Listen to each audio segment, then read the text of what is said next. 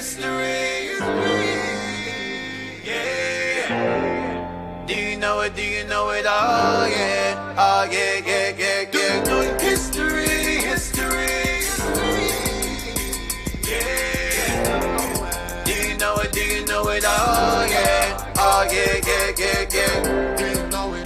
Tell me, do you know it? Do you know it? Tell me, do you know it? Do you know it? Tell me, do you know it? Do you know it? Tell me, do you know it? Do you know it? Tell me, do you know it? Do you know it? Tell me, do you know it? Do you know it? Tell me, do you know it? Do you know it? Tell me, do you know it? History. Now we going back. Peter on my back for sure. When I let the truth go, we gon' let them know. My people on my back for sure. I hold them down for the road. The Lord Almighty made me. Laws I got, they changed me. We can see the truth now. Got them looking crazy. Man, I'm always searching. Yeah, you hear I'm searching. You hear me, boy, I'm searching. You hear me, boy, I'm searching. You hear me, boy, I'm searching. You hear me, boy, I'm searching. You hear me, boy, I'm searching. You hear me, boy, I'm searching. Yeah. Searching for the road to the way back. We don't know our father's going way back. Do you know it? Do you know it? Oh yeah. Oh yeah, yeah, yeah, yeah. We the chosen people, you say no way. Your enemies been teaching you the wrong way. Searching for the road to the way back. We don't know our father's going way back. Do you know it? Do you know it? Oh yeah. Oh yeah, yeah, yeah, yeah. We the chosen people, you say no way. Your enemies been teaching you the wrong way. Do you know it? Do you know it? Oh yeah. Oh yeah, yeah, yeah, yeah. Do you know your history? Yeah. Do you know it? Do you know it? Oh yeah. Oh yeah, yeah, yeah, yeah. Do you know your history? Yeah. Do you know it? Do you know it? Oh yeah. Oh yeah, yeah, yeah, yeah. Do you know it? Tell me, do you know it? Do you know it? Tell me, do you know it? Do you know it? Tell me, do you know it? Do you know it? Tell me, do you know it? Do you know it? Tell me, do you know it? Do you know it? Tell me, do you know it? Do you know it? Tell me, do you know it? Do you know it? Tell me, do you know it? History. Now we going back. Peter on my back for sure. When I let the truth go, we gon' let them know. My people on my back for sure. I hold them down for the road. The Lord Almighty made me. Laws I got, they changed me. We can see the truth now. Got them looking crazy. Man, I'm always searching. Yeah, you hear I'm searching. You hear me, boy, I'm searching. You hear me, boy, I'm searching. You hear me, boy, I'm searching. You hear me, boy, I'm searching. You hear me, boy, I'm searching. You hear me, boy, I'm searching. Yeah. Searching for the road to the way back. We don't know our father's going way back. Do you know it? Do you know it? Oh yeah. Oh yeah, yeah, yeah, yeah. We the chosen people, you say no way. Your enemies been teaching you the wrong way. Searching for the road to the way back. We don't know our father's going way back. Do you know it? Do you know it? Oh yeah. Oh yeah, yeah, yeah, yeah. We the chosen people, you say no way. Your enemies been teaching you the wrong way. Do you know it? Do you know it? Oh yeah. Oh yeah, yeah, yeah, yeah. Do you know your history? Yeah. Do you know it? Do you know it? Oh yeah. Oh yeah, yeah, yeah, yeah. Do you know your history? Yeah. Do you know it? Do you know it? Oh yeah. Oh yeah, yeah, yeah, yeah. Do you know it? Tell me, do you know it? Do you know it? Tell me, do you know it? Do you know it? Tell me, do you know it? Do you know it? Tell me, do you know it? Do you know it? Tell me, do you know it? Do you know it? Tell me, do you know it? Do you know it? Tell me, do you know it? Do you know it? Tell me, do you know it? History. Now we going back. Peter on my back for sure. When I let the truth go, we gon' let them know. My people on my back for sure. I hold them down for the road. The Lord Almighty made me. Laws I got, they changed me. We can see the truth now. Got them looking crazy. Man, I'm always searching. Yeah, you hear I'm searching. You hear me, boy, I'm searching. hear me, boy, I'm searching. You hear me, boy, I'm searching. You hear me, boy, I'm searching. You hear me, boy, I'm searching. You hear me, boy, I'm searching. Yeah. Searching for the road to the way back. We don't know our father's going way back. Do you know it? Do you know it? Oh yeah. Oh yeah, yeah, yeah, yeah. We the chosen people, you say no way.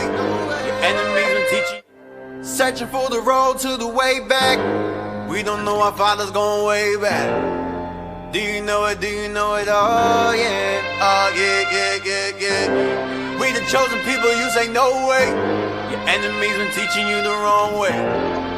Do you know it? Do you know it? Oh yeah. Oh yeah, yeah, yeah, yeah. Do you know your history? History. Yeah. Do you know it? Do you know it? Oh yeah. Oh yeah, yeah, yeah, yeah. Do you know your history?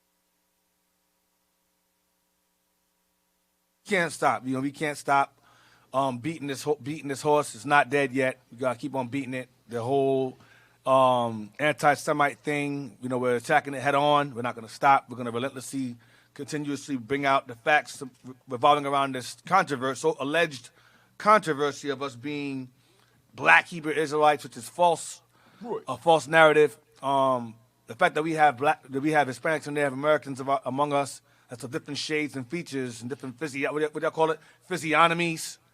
That pretty much negates any black Hebrew Israelism you may be referring to. That's all just slanderous nonsense. So, hey, Deacon, we can start by introducing Officer Don. Shalom, ankles blessed. As you can see, we're a very, very diverse group of Israelites because Israel was a diverse people. They make up the so-called blacks, Hispanics, and Native Americans, and the so-called African diaspora. Now, what I have done today is it was kind of last minute because I was going to go into my topic, but I don't want to stray from the momentum that we've been running with so far regarding our defense against our stand against anti-Semitism. Oh, shout outs to the brothers at the Barclays, man. We did our thing. All praise to the Lord for that victorious battle. The battle for the birthright. That was a game changer. That was a monumental act that took place this year, and many more. I'm pretty sure many more things are in the works. It's going to happen. It's going to be even bigger than that. So you know, the bishop is always the bishop's ever impressed. He's always trying to do more and greater things, better things. But all praises for that. These are all strides. You know, these are all strides. So, those of you who have any questions or comments, you can call us at 267-702-6121, 267. I memorized it. Okay, all praises. 267-702-6121 for any questions or comment or regarding the topic you may have. But in the meantime, let's just jump right into it. Give me Genesis 25. Now, the last time I was here, I brought out the scriptures regarding Moses passing for an Egyptian. I brought out the evidence of Joseph passing for an Egyptian. I brought out the evidence of Paul. No, I didn't bring out Paul yet. We're going to get that. Let's just get that first. Okay. Give me that first regarding Paul being confused with an Egyptian as well. Because, again, these things need to be brought out. You know, when you ask these particular people, these nations, what color were the Egyptians, they get very, very skittish. They get very, very uncomfortable. Because if the Egyptians, when you ask them what color were the Egyptians, you get runarounds. It's Acts 21. You get runarounds. You get Haman and Han and all that stuff, because they say we're Hamites.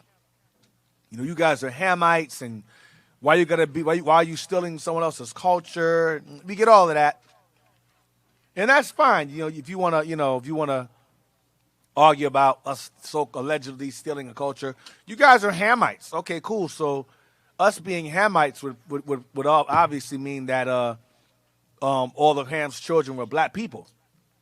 That would include the Ethiopians, the original indigenous Ethiopians. That would include the Canaanites. That would include the Libyans, and that would include the Egyptians. These are Hamites. So if we are Hamites, and the Israelites passed for these Hamites, then they were black. And so whenever you ask... I saw a video of a brother arguing, the brother arguing back and forth with another Edomite, and he was like, "What color were the Egyptians? What color were the Hamites?" Oh, well, like just running around the question, because they know if they say black, then you have to explain why did Moses and Joseph and Paul, why they passed for them. Right. You have to. You're forced to answer that, but you can't. So read that, Acts 21. The book of Acts, chapter 21 and verse 37. Mm-hmm. And as Paul was to be led into the castle. Paul's being led. He was at this point, he's under arrest. He's being led into the castle. Go ahead. He said unto the chief captain, He said unto the chief captain, go ahead. May I speak unto thee? Can I speak to you? Who said, Canst thou speak The Greek? chief captain was like, whoa, okay, you speak Greek? Whoa, okay, go ahead. Are not thou that Egyptian? Are you not that? So there was a particular Egyptian causing problems. Are you not that Egyptian? Go ahead. Which before these days made us an uproar and led us out into the wilderness 4,000 men that were murderers? A criminal. So he thought that Paul was an Egyptian, that a particular Egyptian man that was causing problems in the realm. Go ahead. But Paul said, I am a man which am a Jew of Tarsus. Now the reason why he's surprised that Paul could speak Greek is because obviously Egyptians, obviously the guy that he's confusing Paul with was Egyptian, but he did not obviously speak Greek. So he's like, you speak Greek? I thought you were that guy that caused the problems. So whoever this applicant was that was causing an uproar in the realm at the time, obviously this particular guy could not speak Greek. Paul spoke Greek, letting the guy know, listen, I'm not an Egyptian. I'm a Jew of Tarsus. Go ahead. A city in Cilicia. Go ahead. A citizen of no mean city. I'm not from the ghetto. I'm not from a bad area. I'm from a good city in Cilicia, in Turkey. Paul was from Turkey. Okay? So Paul was confused with an Egyptian man, another African. This is numerous occurrences in the Bible. Where? Give me Acts 13:1 now. We're going to just continuously dig this until nothing is left to dig. Acts 13:1.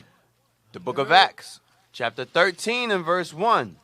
Now there were in the church that was at Antioch certain prophets and teachers, as Barnabas and Simeon that was called nigger. Simeon that was called nigger. These are Jews. These were Jews. Simeon was called a nigger. That was his surname because remember I showed you in other books where Black and Douglas, these are names we called out Niggervel, Dub. Right. These are our surnames. We didn't call ourselves that by ethnicity. We were based upon our complexion. We named ourselves. The Black this, the Black that, nigger this, nigger that. That was a term of endearment back in the day. Now, today, it's a negative connotation in some instances. Like, man, like today we'll say something like, man, this nigga here. Right. That's how it was used back then. You understand? But it was a term we used back then. It wasn't derogatory until we were overthrown by those who were not niggers, and then they called us niggers as a negative connotation based upon the color of our skin to degrade us and denigrate us. But back then, nigger was the common term.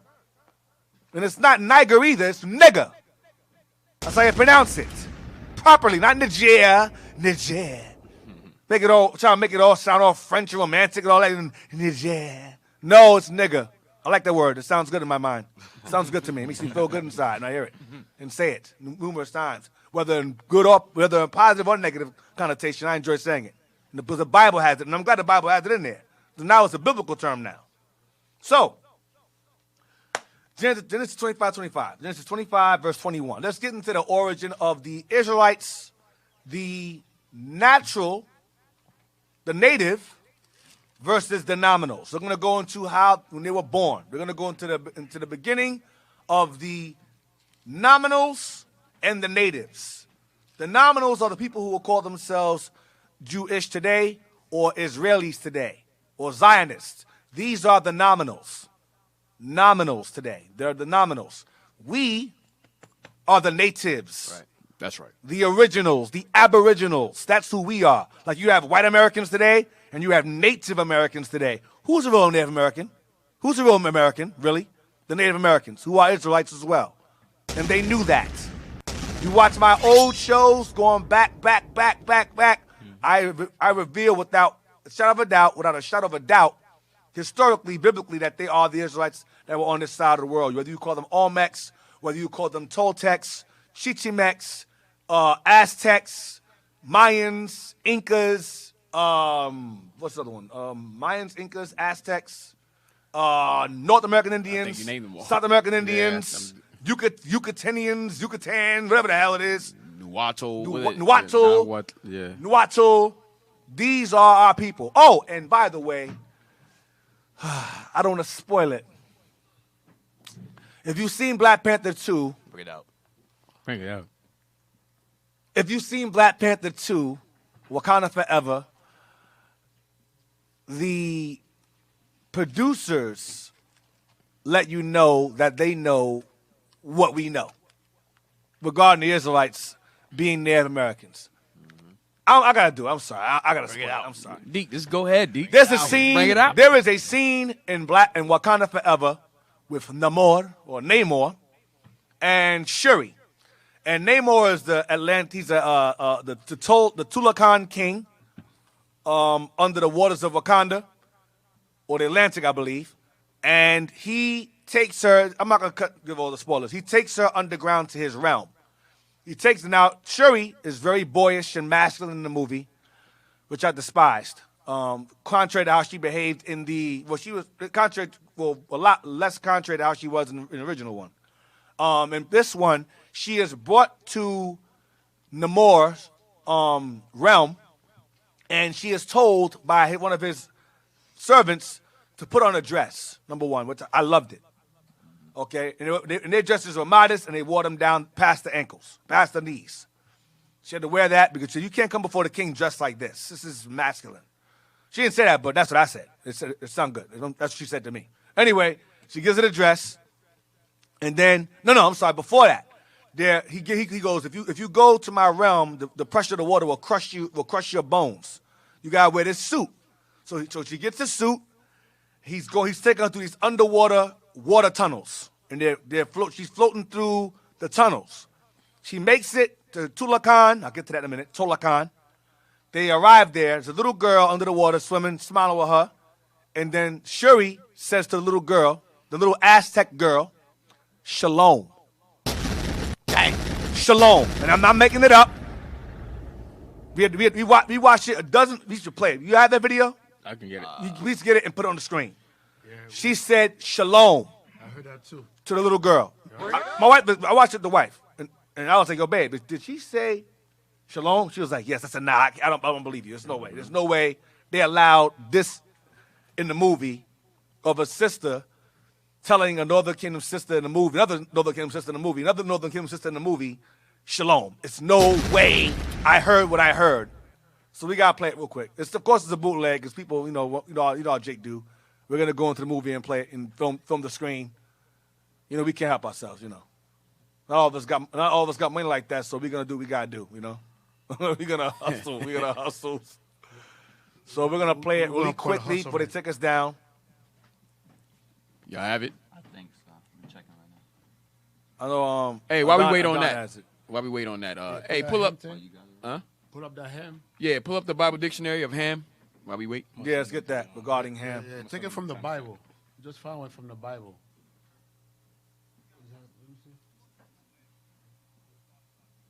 Yeah, it's the Bible dictionary right here. Mm-hmm. All right, it says ham. No, hold on, man. Trying to get the Bible, the one from the Bible. No, we want this too. You want that one too? Yeah, just send them. Give it to them. Yeah, if you want to send them, but we want this. Yeah. Ham, the youngest son of Noah, born probably about 96 years before the flood, and one of 8 persons to live through the flood. He became the progenitor of the dark races, not the Negroes. Not the Negroes. Not the Negroes. Not the Negroes. Go ahead. But the Egyptians, Africans, Ethiopians, Africans, Libyans, Africans, and Canaanites. More Africans. Go ahead. That's it. That's it. So he is not. So Ham is not the father of the Negroes, but Shem is. But of the Hamites. Right, but like, you know, the Egyptians, they were dark races. They were dark races, man. They were dark, and we showed the pictures of them on the walls. Yeah, put the other one. And that one, Deke, in the regular Bible, the last paragraph says something very heavy. Okay. This is the Bible now? Yep. Yeah, this is a glossary in the Bible. The regular Bible. Okay. Let me see if I got it. Which Bible is that? When I was Cambridge? The one you got, yep. Hold on. It's in the back of the Cambridge? Yep. Oh, hold on, LaCroix. All right. Yeah, you might be on. Hold on a second. Hold on a second. Ham? Yeah, it's right up there. Look. For ham? Ham, yep. He's saying it casually too. Yep. It's there. I don't see it. Ham? Was it ham? Ham, H-A-M. Let me You got it on the screen. It's on the screen now? Yeah.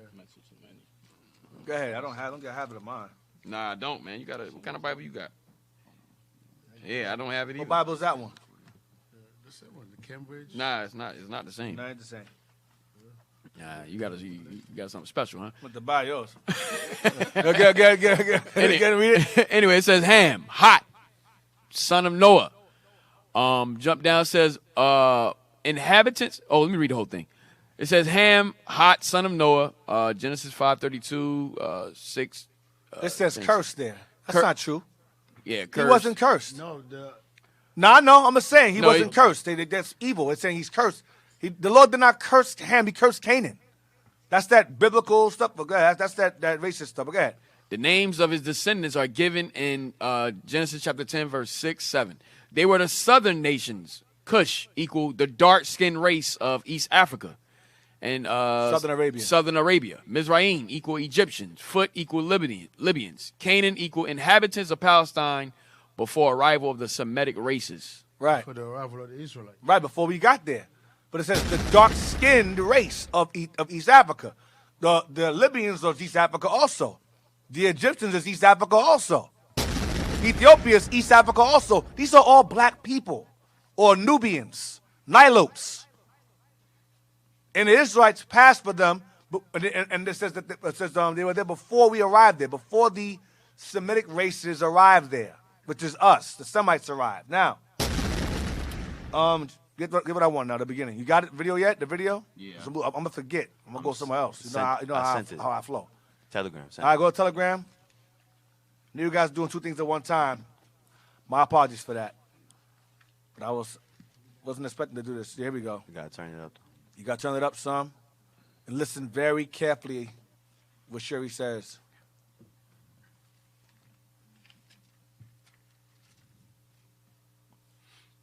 I had the screen. Yeah, keep it there because if you do that, it might mess Yeah, it we up. just want to hear it anyway. Yeah. Yep. Hit play.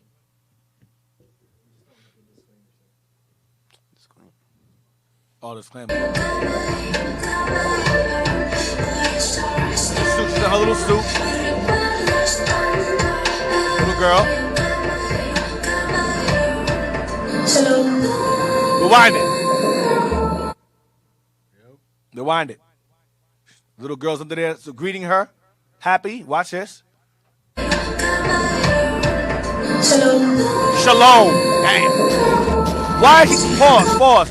Why is a black woman telling a little Hispanic underwater girl shalom? Why? Dang. What is the reason behind that? Because these people know who they were.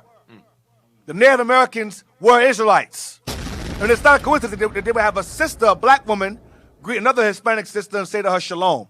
Because both of them are the same people. Wow. Shalom. That's bad. You can't make this up, man. She didn't say, what do you mean by that? Little girl wasn't like, huh? She wasn't thrown off. Like, They called it the mother tongue. Yep. Right, yeah. Yep. The mother tongue, they called it. Shalom. Damn, he went deep in there. So the creators of the Black Panther, they know. They're letting us know that we guys know what you guys talking about. Well, and Esau said, we'll allow it. Niggas don't catch on. The ones that read understand, we're letting you know. We know what you guys are saying is true. But not enough people know for us to care. That's the thought. Yeah, we're going to put it in the movie and we're going to gauge who catches it. But not enough people in the world know enough for us to care about it. So we'll let it go in the movie. Why not? So what? Only the was it esoteric? Only the esoteric. That's a bad word. Only the esoteric. We're the esoteric in this room. Those of you who are watching, you're esoteric. Meaning very, very few people who have minimal understanding of deep things. That's what esoteric means. All right? So now, read that. That's esoteric? Yes, sir. Esoteric. Intended for are likely to be understood by only a small number of people with a specialized knowledge of or interest. That scene was for. That scene was for the esoteric. The elect. The elite. We are the elites of our people. Because if you look at us here compared to those of us in the world, we're the elite. Now, Genesis 25. Yes, sir. Let's get into the origin of the nominal versus the native. The book of Genesis, chapter 25 and verse 21. And Isaac entreated the Lord for his wife. Isaac was the son of Abraham, and his wife's name was Rebekah, and she was barren. She could not have children. Go ahead. Because she was barren. She was struggling to have a child. Go ahead. And the Lord was entreated of him. Isaac prayed, and the Lord finally heard their cry. Go ahead. And Rebekah, his wife, conceived. Rebekah finally got pregnant. Go ahead. And the children struggled together within her. Now, as she's going through this pregnancy, the children are struggling together in her womb. They're fighting. They're not getting along already. Go ahead. The struggle is a battle. So these children are in her womb. There's more than one, obviously, and they're not getting along. Remember, babies in the womb, infants are fighting in the womb. That's not normal. That's an odd occurrence. Go ahead. And she said, if it be so, why am I thus? If this pregnancy is of the Lord, we prayed for this. Why am I in such pain? Because she's hurting. Go ahead. And she went to inquire of the Lord. She sought the Lord. Go ahead. And the Lord said unto her, 2 nations are in thy womb. 2 nations are in your womb. So you have 2 different ethnicities in your womb. Why did the Lord tell her this? That answer explains why they're fighting. Because they're not the same people. So that's the first thing he says. 2 nations are in your womb. They're 2 separate nations. Now, why is that interesting? Why is that important to note? Because Isaac and Rebekah are the same race. So whatever Isaac puts inside his woman's womb is of that race. The Lord said, nope, not this time. I put 2 different nations in that man's balls and shot up inside of you. Just to be blunt with it, to be blunt. So normally when a black couple has children, they produce the same race. The Lord said, in this instance, no. This is the book of what? Genesis. This is the beginning of 2 different nations sharing the same origin. But they're different nonetheless. Read his answer again. And the Lord said unto her, 2 nations are in thy womb. 2 nations, 2 races are in your womb. That's what God is saying to her. People go, oh, there's a difference between race and nation. Well, today, but in ancient time, the word nation is the same as race. Biblically speaking, nation and race are synonymous. Etymologically speaking, nation and race are synonymous. You go into the etymology of the word nation and the word race, they're synonymous. But let's get it. Give me nation real quick. Etymology.com. Nationetymology.com. Because we read here. We read. We're the intellectuals here. Nation etymology. Let's get it. What word is it? I mean, what year is it? Was it coined, I guess, or whatever? Used? Circa Nation. what? Circa 1300. So, circa 1300. Go ahead. A race of people. No, what's the word that's next to it, 1300? Oh, nation. Nation. Nation, okay. Go ahead. A race of people. Stop. A what? A race of people. So a nation is a race of people. It's the same word. Because today people go, oh no, your nationality is American, but you're Chinese by race. No. Today, yes. But originally, etymologically, if that's the word I believe it is, etymologically, nation and race are synonymous terms. Read on. Large group of people with common interests. Common ancestry. Sorry. God.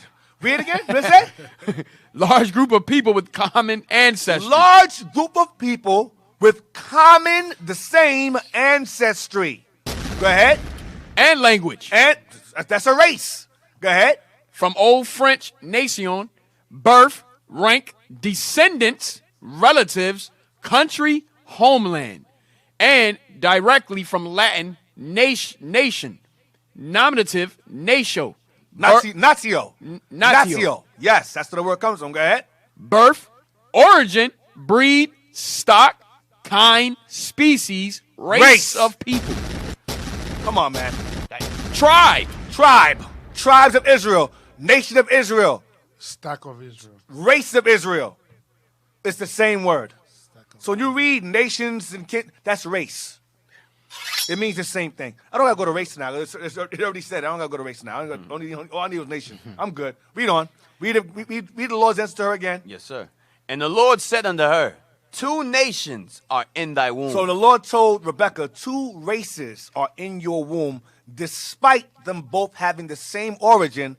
God says, no. I put 2 nations in your womb. Even though both of them are your children, they're 2 separate nations. So Jacob is that's their race. Esau is as well, but he's a separate nation from his brother. Go ahead. And 2 manner of people shall be separated from thy bowels. 2 manner of people shall be separated from your bowels. Separated, not get along, not live together in harmony. Separated from your bowels. Go ahead. And the one people shall be stronger than the other people. One people would endure hardness and turmoil and plights and slavery and undergo all kinds of afflictions and tribulations and just be physically stronger, period. Built stronger, built better, faster. That's right. Better. Read again. And the one people shall be stronger than the other We are stronger than the other. And they know it too. Esau has the thing in medical field. They say black people have a stronger tolerance for pain than other races do. That's what they say. They'll give black folks less doses of medications when they're in pain because they believe in the medical field that black folks are less susceptible to pain. Some would say that that's racist, and it could possibly relate to that. But the Bible says we're stronger. Esau can't work in the hot sun for 20 hours. They can't do it. Nah. They cannot do it. White folks kill themselves over money. We go and buy a beer. Oh man, I got fired, yo. Yup. Let me get a 5th. They're in the porch. Yeah, yo, I got fired, yo. I don't know what I'm gonna do, man. I don't know, man. I'm gonna figure it out, man. White folks go, oh God, I lost $1,000. Yeah. We don't do that. Gathered the whole family and killed them. We don't do that. That right there is emotional damage. Right. We're strong people. We go through it, man. We make it work. You'll have, even over the kingdom, Issachar, you speak to this, you'll have a whole bunch of them living in one house. They all making a certain amount of money, and they all put it together, and they make things work. Issachar lived by me. There's a house that was abandoned by my area, abandoned. Issachar came through there with truckloads, fixed the whole house. Family came together, fixed the house. We make it work. We're stronger like that. But of course, we've been beaten down, destroyed, and so forth. And so, there's levels to it. But nonetheless, the Bible says we're stronger. Go ahead. And the elder shall serve the younger. And the elder shall serve the younger. The elder shall serve the younger. I mean, the Lord is going to have it where the youngest is going to rule over the elders. Go ahead. And when her days to be delivered were fulfilled, behold, there were twins in her womb. There was twin boys in her womb. Go ahead. And the first came out red all over like a hairy garment. The first came out red all over like a hairy garment. He was red and hairy all over. Go ahead. And they called his name Esau. And they called this name Esau. And what Esau today, the European race has done is, what they've done is they've taken the word red, ruddy and made it to mean Esau was ruddy or red and David was ruddy. No. That's what Ben Yehuda did. Ben Yehuda's Hebrew made ruddy mean red. But the original origin of the word ruddy meant a healthy black complexion and high health. That's what it meant. A high, healthy condition of skin. That's what it meant. And in the case of our people, healthy, dark skin. Skin in high health. That's what ruddy meant. Then Esau said, no, it means red. Then they merged together. Ruddy, David was ruddy. Adam means red. Edom means red. They try to be slick with it. But we got the books that say otherwise. Dub and Rud or ruddy meant black. So they're not running with that. But Esau was red. He was actually red. Read on. And after that came his brother out. So what was the point of mentioning Esau's description if it had no importance? Why would the Most High tell Moses, make sure you write down how Esau came out looking? Because that look was important to let you know who he'd be later on in time. Go ahead. And after that, what? And after that came his brother out, and his hand took hold on Esau's So the heel. battle continued outside the womb. Remember, they were fighting in her womb. Then as they're being delivered out of her womb, she's pushing them out. Jacob's grabbing onto that heel. Where you going, Nick? Where you going? The battle continued outside the womb. Go ahead. So Jacob grabbed hold on Esau's heel. We'll get to that in a moment. Go ahead. And his name was called Jacob. And his name was called Jacob. And notice he is not described. Right. Why? Because he looked normal. He looked black, like his brother, like his mother and father. But Esau came out red and hairy all over. Jacob said Jacob came out also. And he didn't even write down Jacob's features. He looked normal. But he said, this one looked red and hairy. This one, normal. And he came out last, so he was younger. Go ahead. And Isaac was 80 years old when she bare them. Because he prayed for her at 40, they had him at 60, 20 years later. 20 years later at that time. So, when I was young at the time, so 60 was still young. So, now, that's the beginning of, now jump to 27. His name was changed to Edom. Give me that book, Edom and Khazaria, page 150, to show the scholars know about this. This book is called Edom. It's called The History of Edom and Khazaria, the Other Israel. The Nominals. Okay? By who? It says by, blow it up. By the what? By Melchizedek Lewis. Now, the book that I read before, who was Esau Edom, that guy that wrote, that authored that book. From what I've heard, someone posted in the comments that he was a white supremacist and that he believed that the white people outside of the nominals or Israelis are the 12 tribes of Israel. There's a doctrine that the Aryan race pushes called British Israelism. They push the whole Aryan race thing. They push the whole Anglo-Saxon thing. The skinheads, they push that. That the Israelis today, or the nominals, are Edomites, and that they're Israel. But the reality is they're Edomites also. They're all Esau, because books that we brought out and that they wrote themselves and the scholars wrote when we was in chains describe the Anglo-Saxons, or the original old world Anglo-Saxons, as black people. And then when the white man began to take over the world and take over land by land, country by country, state by state, and so forth, and began to conquer us within those realms, he then took on the name Anglo-Saxon, or he became the New World Anglo-Saxon, which is the whitewashed version of what we once were when we ruled over England and Scotland and Britain. We called it the black divisions. Right.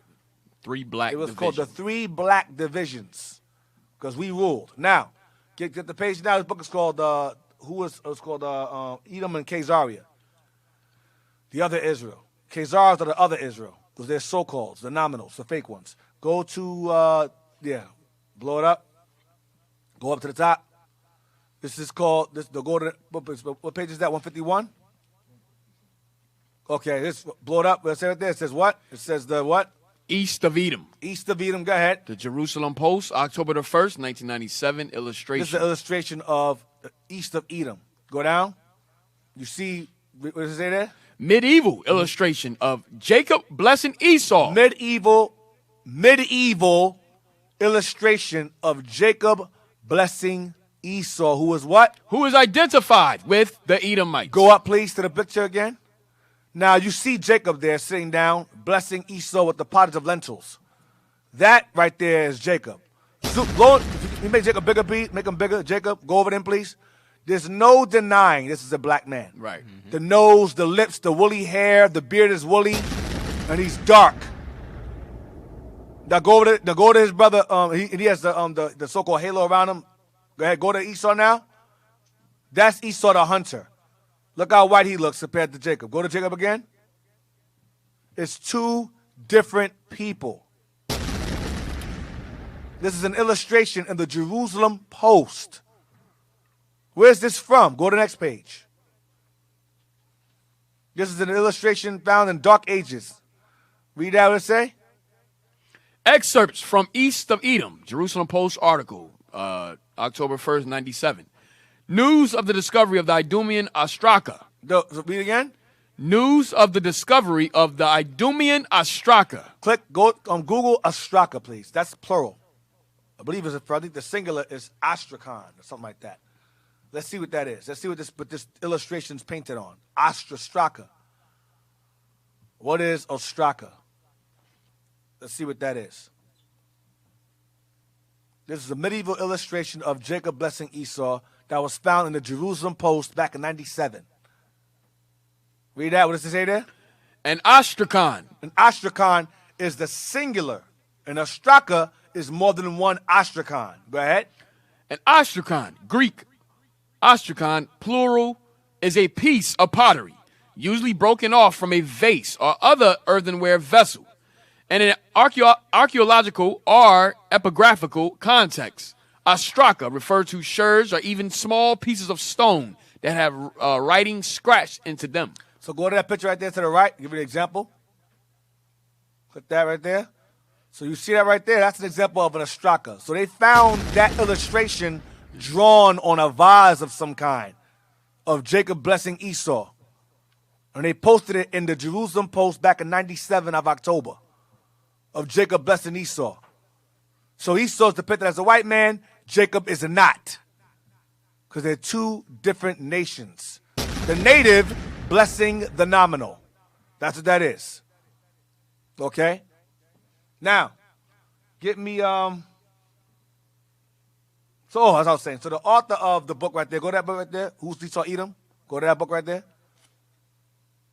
So the author of this book right here, Who is Esau Edom, he's basically saying that they're not Esau, but the so-calleds are, but they're Edom as well.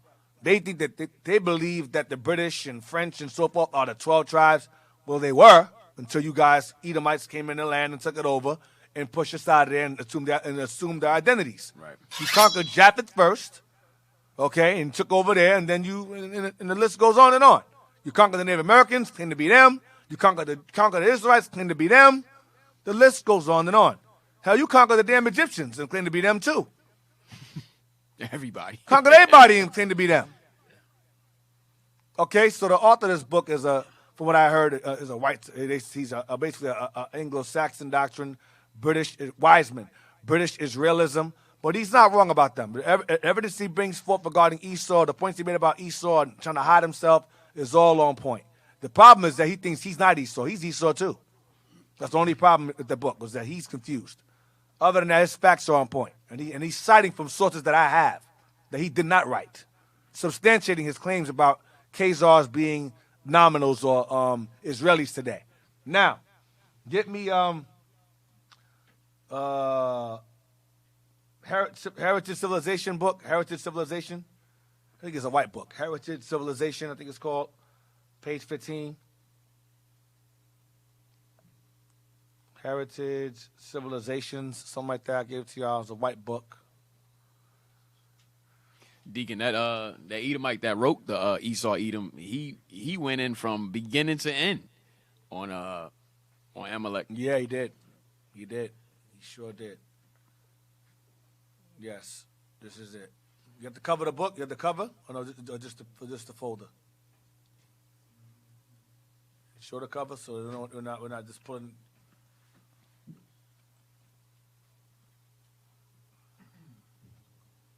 If you don't have the cover, that's fine. But from now on, please take a picture of the cover from now on, so they know what we're reading from. Because I'm only citing what the book is called, but I don't have the cover now. They bring the book back up? I didn't bring the book. Oh, okay. I didn't bring it back up. That's my book. I didn't bring it. I thought you guys took a picture of the cover. Whatever. Let's go. We're wasting time. 2:16. All right. So blow this up here. Blow it up. These are Egyptians. These are Egyptians, okay? This is a book called Heritage, Civilization, page 15, right? What page is this? Page 15. These are Egyptians. The Israelites passed for this. Paul passed for this. Joseph passed for this. Moses passed for this. Go to page 24. Same book, page 24. Throw it up, page 24. Lord, bring it in, bring it in. Bring it down. Who's this? Go down. What does it say? So the expulsion of the Hyksos may have marked the end of Hebrew power in Egypt. Right, these guys, the Hyksos may have been of Semitic origin or Hebrew origin. Not Israelites, but Hebrews. Because you have various Hebrew nations. Okay, that came out of Eber. Okay, go ahead. And the beginning of the descent into bondage. Here, a Semite humbles himself in an Egyptian tomb painting. So you see a Semite or possibly a Hyksos humbling himself down to an Egyptian. You see the distinction between the two? There is none because they're both black. Go up to the picture. Go up. He's groveling down to the Egyptian right there. And the Semite on his knees with an afro. Okay? He's humbling down. So he's the Semites. Go to page 29. Let's see who these guys are. Go down. Remember, it's in the book that LaCroix brought out, it says before the Semites arrived in these lands. What does it say there? And the Egyptians made the children of Israel to serve with rigor, and they made their lives bitter with hard bondage. Go ahead. Exodus chapter 1, verse 13 to 14. Semitic captives are shown in this ancient Egyptian painting. These are Israelites. These are Israelites drawn on the walls of Egypt. Okay? That's what these are. That's why I was quoting that scripture there, letting you know who it is. Because if it was a Hyksos, they wouldn't put that there. That's the Israelites there. Go to page 30. I'm trying to understand where you guys, you nominals, there's a confusion there. That's Miriam right there. Look, Miriam. How the hell is that Miriam? And other Hebrews. How is this? That's them throwing confusion out there. Go to page 30. Next page. Miriam. Hell out of here, man. Go to that picture right there to the top left. What does it say? Of all the sages who taught at the Academy of Surah, the most celebrated was Rab Ashi, 335 to 427. That's page 30? What do I want this page? Let me see. Go down. What's page 30? Page 30. 30, I said. Said Not 30. 110. Okay, that's 110. That's 130. Right. Okay, go to 110 again. I want it for some reason. Go to 110. I wanted it for some reason. Let me see. You talking about this page, Deacon? Yeah, it's 110. Let me see. Blow it up. Let me see that picture. Move it over to him. Move it over. No, why do I want this? Go down. Let me see. Move it over. Down. Let me see. Okay. Go up. Let me see. Go down to the illustration there. Right. Stop.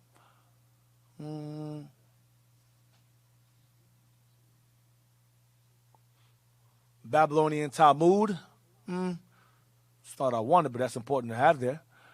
Go down, abstain from our first communion. Christianity developed a theology that claimed antiquity through notes in Judaism. Because the Testament is referred to as constantly. Go down. Christian crown. The Jewish part of jobs tells us as a part of Christian history. It's true. Go up. There's some good stuff in there, though. Thought I wanted. Let me see. It's probably the wrong page. We took a page of this last week. Anything else? Anything else you got in there in this book or no? That's the last thing. I got 111 and 112. Get 111 and 112.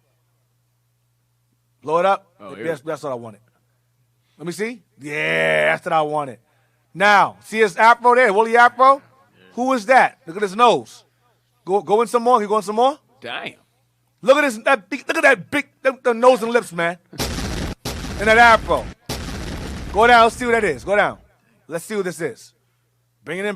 Oh, that's John the Evangelist. Wow. Here portrayed in 101 AD, here portrayed in a frieze dating from 800 was the disciple of disciple first of John the Baptist and then of Jesus. That's John the Revelator. Wow. Go back up to the Go up to the page again. His hands and feet are huge. Just everybody made him tall. Look at his afro, nose, and lips. Go back to this, zoom in again. That's him right in Revelation right there. Or John, book of John. Go up. Look at that nose and lips and that hair. Yeah, that's You ain't getting around this. That's John the Revelator. Okay? That's who wrote Revelation right there. That's how he's depicted in 800.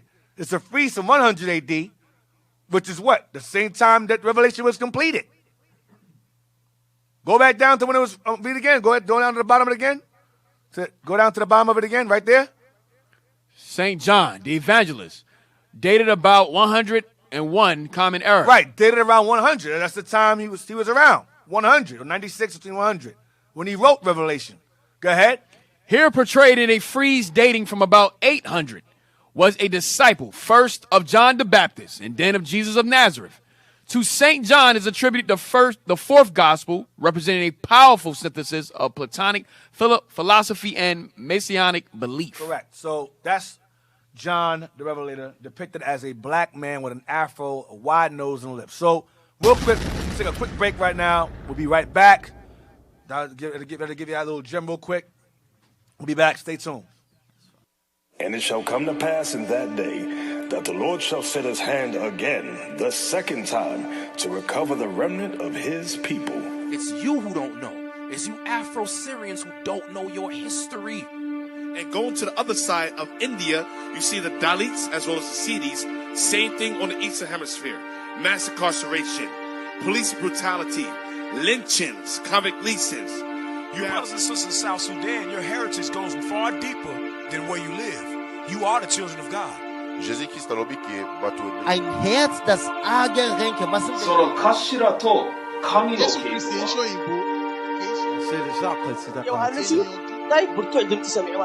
Vamos poder suportar. Les Français. Laat je niet misleiden, dat is van onze people.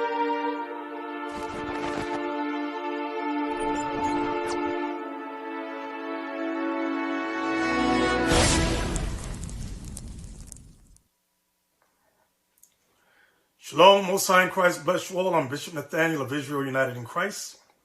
Some time ago, many of you saw us at the Barclays Center, standing for what the Bible says, standing for truth, standing for righteousness. That's what we do. Most recently, the Jewish community, in particular the ADL, SPLC, have voiced their opinion that black people do not have freedom of speech nor freedom of religion to say they're Semitic.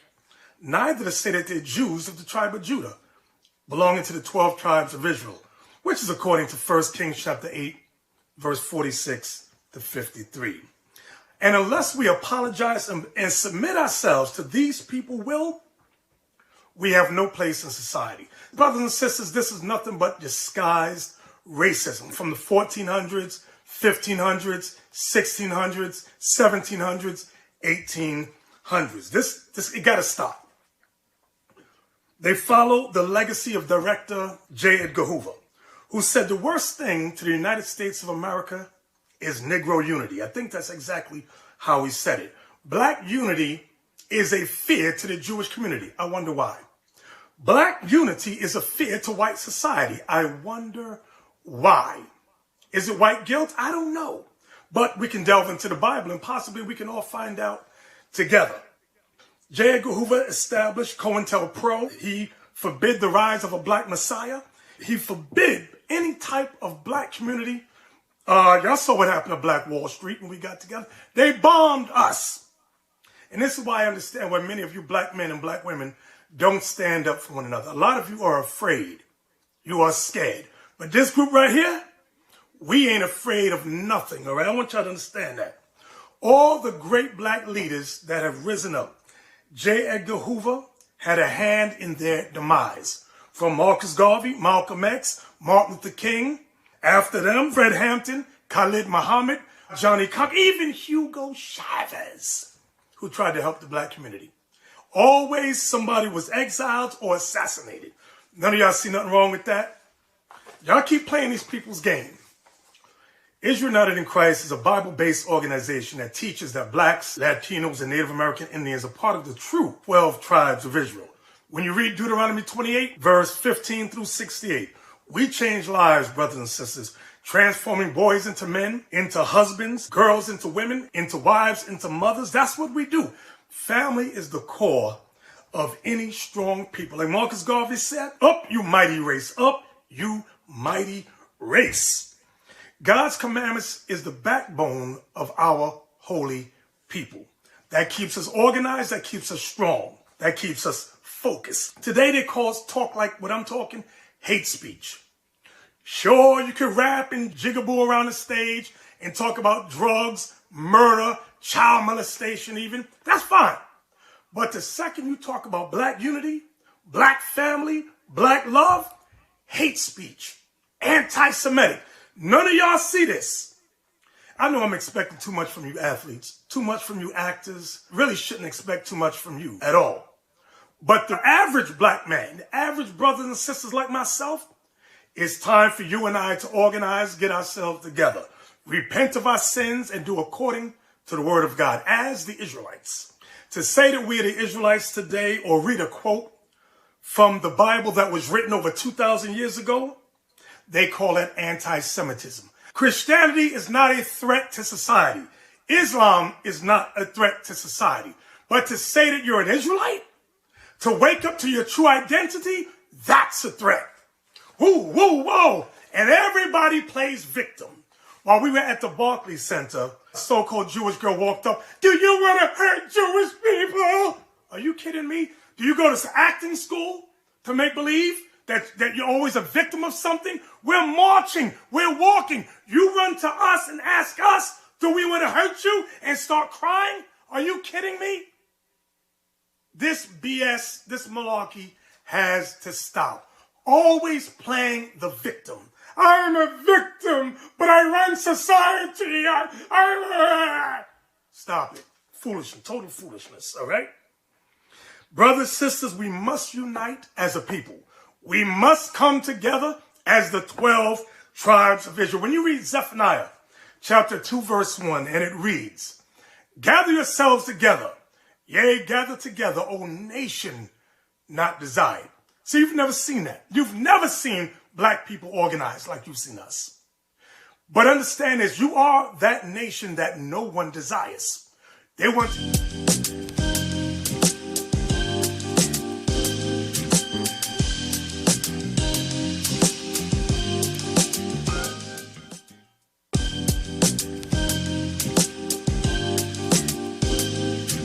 Yep, we're back from the break.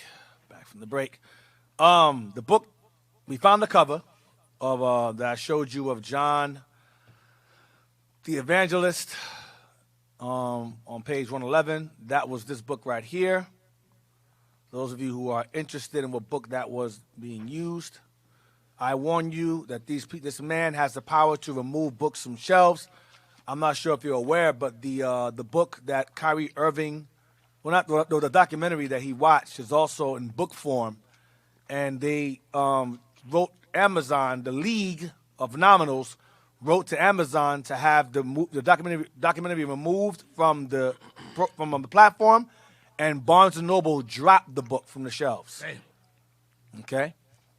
So letting you know that they have the power to have books removed from shelves. That's my point. That's why I'm bringing that up, because now we know that they can either raise the price, they'll either raise the price up, or they will have it removed from the shelves, things of that nature. But this book, go ahead. Some books that we've came across are banished from the U.S. Yeah, we gotta get them out. We have to get them out the country. They banished the books. Yeah, they banished them, right? It banned them. Mm-hmm. So, but this is the cover of the book right here. That's the cover right there with John the Baptist, John the Revelator, with the afro, with the nose and lips clearly. What page is that? 111? Go to 112. You have 112 too? Let's see what's in there. Load up. Let me see.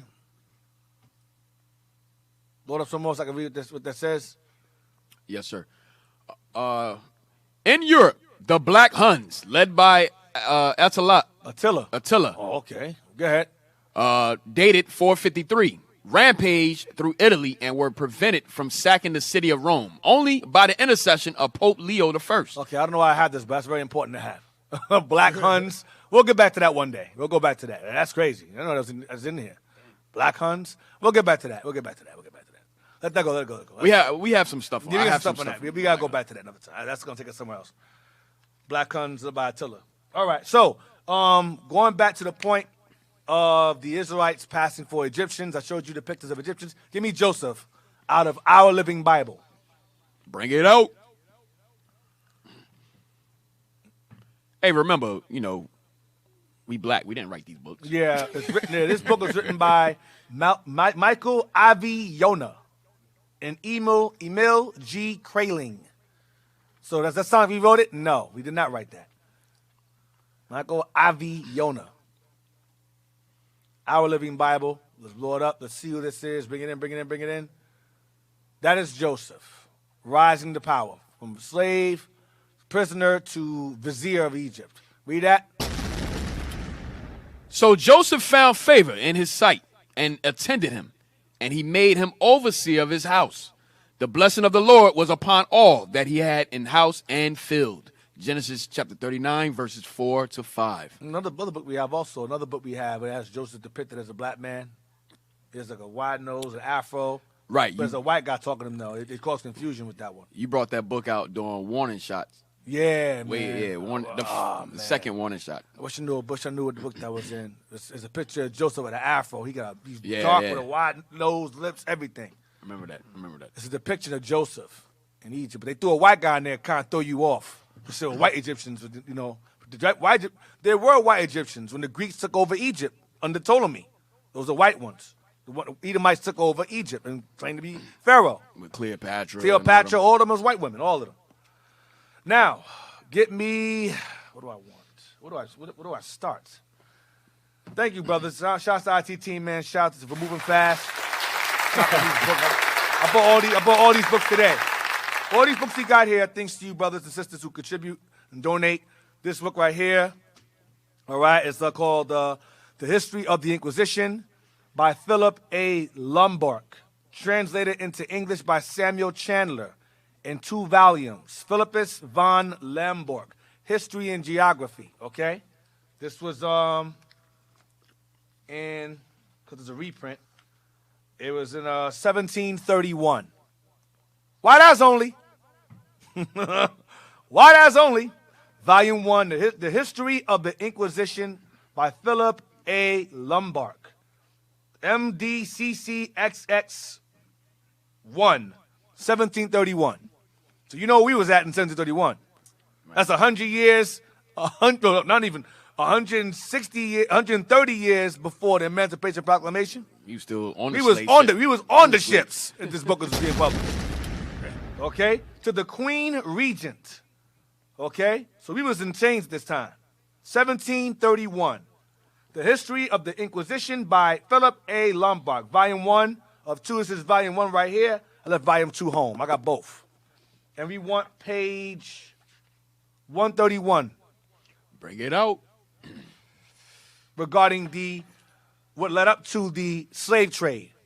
The Spanish Inquisition is what brought about was what assisted the trans-Saharan slave trade going along, and eventually led into the transatlantic slave trade, which eventually involved the Negroes and Native Americans being shipped off back and forth to Spain and many other colonized areas of the Portuguese and Spaniards.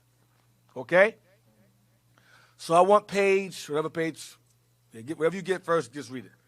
It don't even matter to me. It's going to be damage being done regardless of what page I pull. Blow it up. You better buy the book while you still can. When we use it, it's gone. Go ahead. I'm sorry. The History of the Inquisition. The opinions that are ascribed to the... What page is this? 44. What did I want? I wanted 45. 45. 44. All right. 45. Yeah. All right. As to matrimony, that is always sinful and cannot be without sin, and was never appointed by the good God. Also, that carnal matrimony between, blow it up some more. It's going into them torturing us. During the Inquisition, it's going into the torturing of the Jews that were keeping the laws of God. They were torturing us. It's going into that. That carnal matrimony between a man and woman is not true matrimony, nor good nor lawful, nor appointed by God, but a quite different spiritual matrimony. As to the incarnation of Christ, that the Lord did not take a real humane body, nor a real humane flesh of our nature, and that he did not really arise with it, nor do... That's a different topic. Go to 131. No, 128. It's taking us somewhere else. 128, 129. 128, 129, and then 131.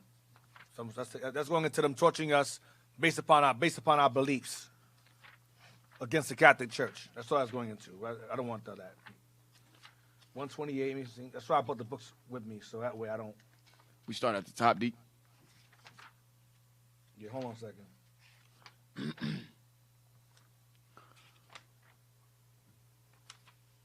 Yeah, so understand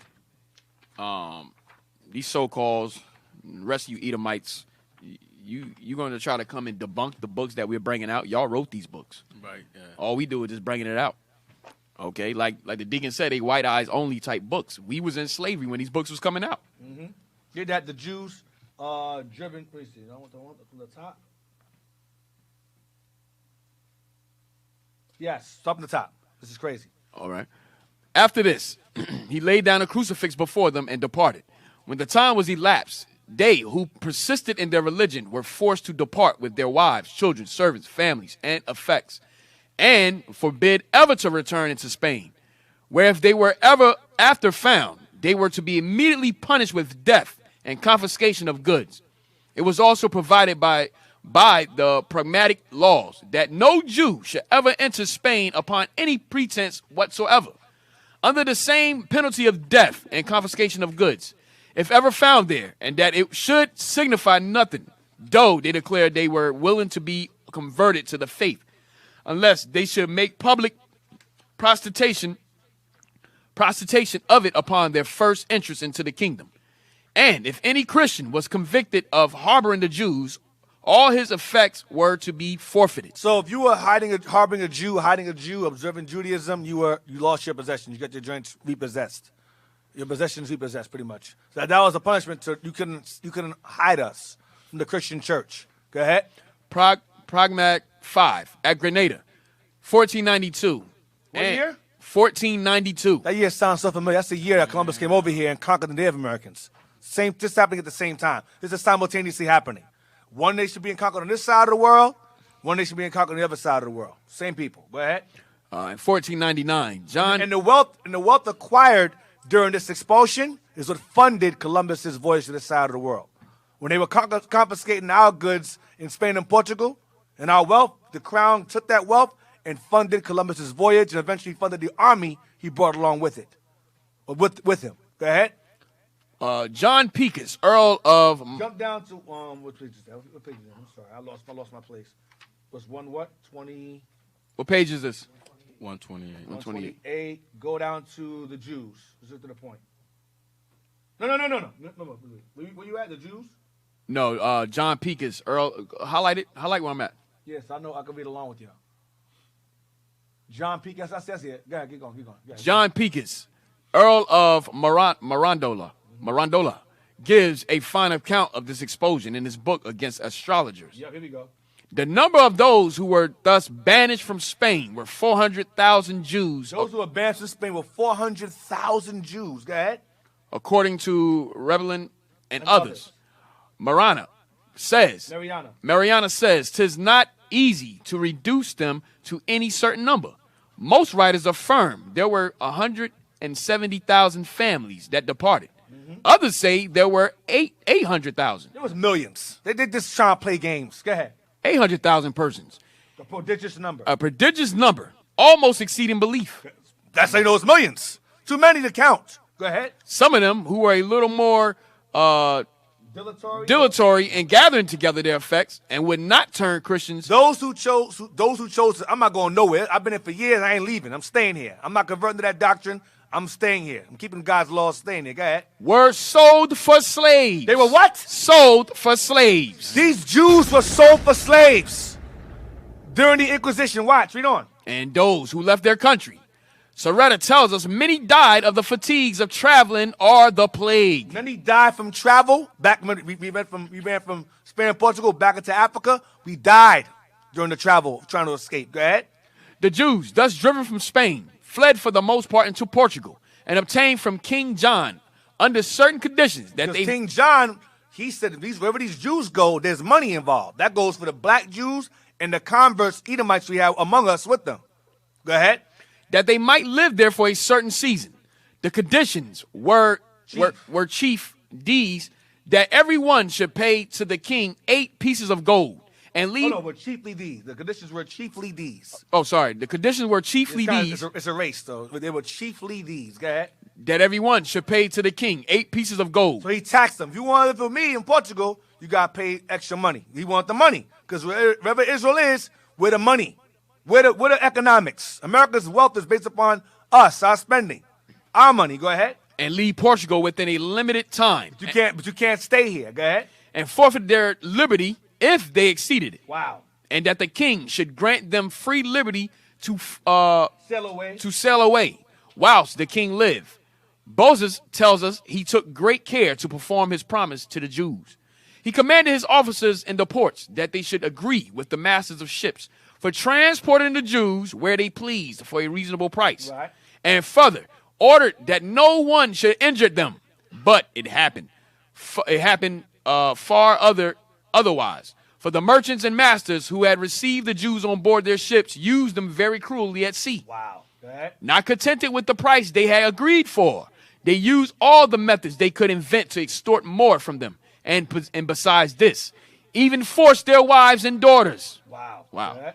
These horrid abuses. Raped our daughters, go ahead, and wives. Go ahead.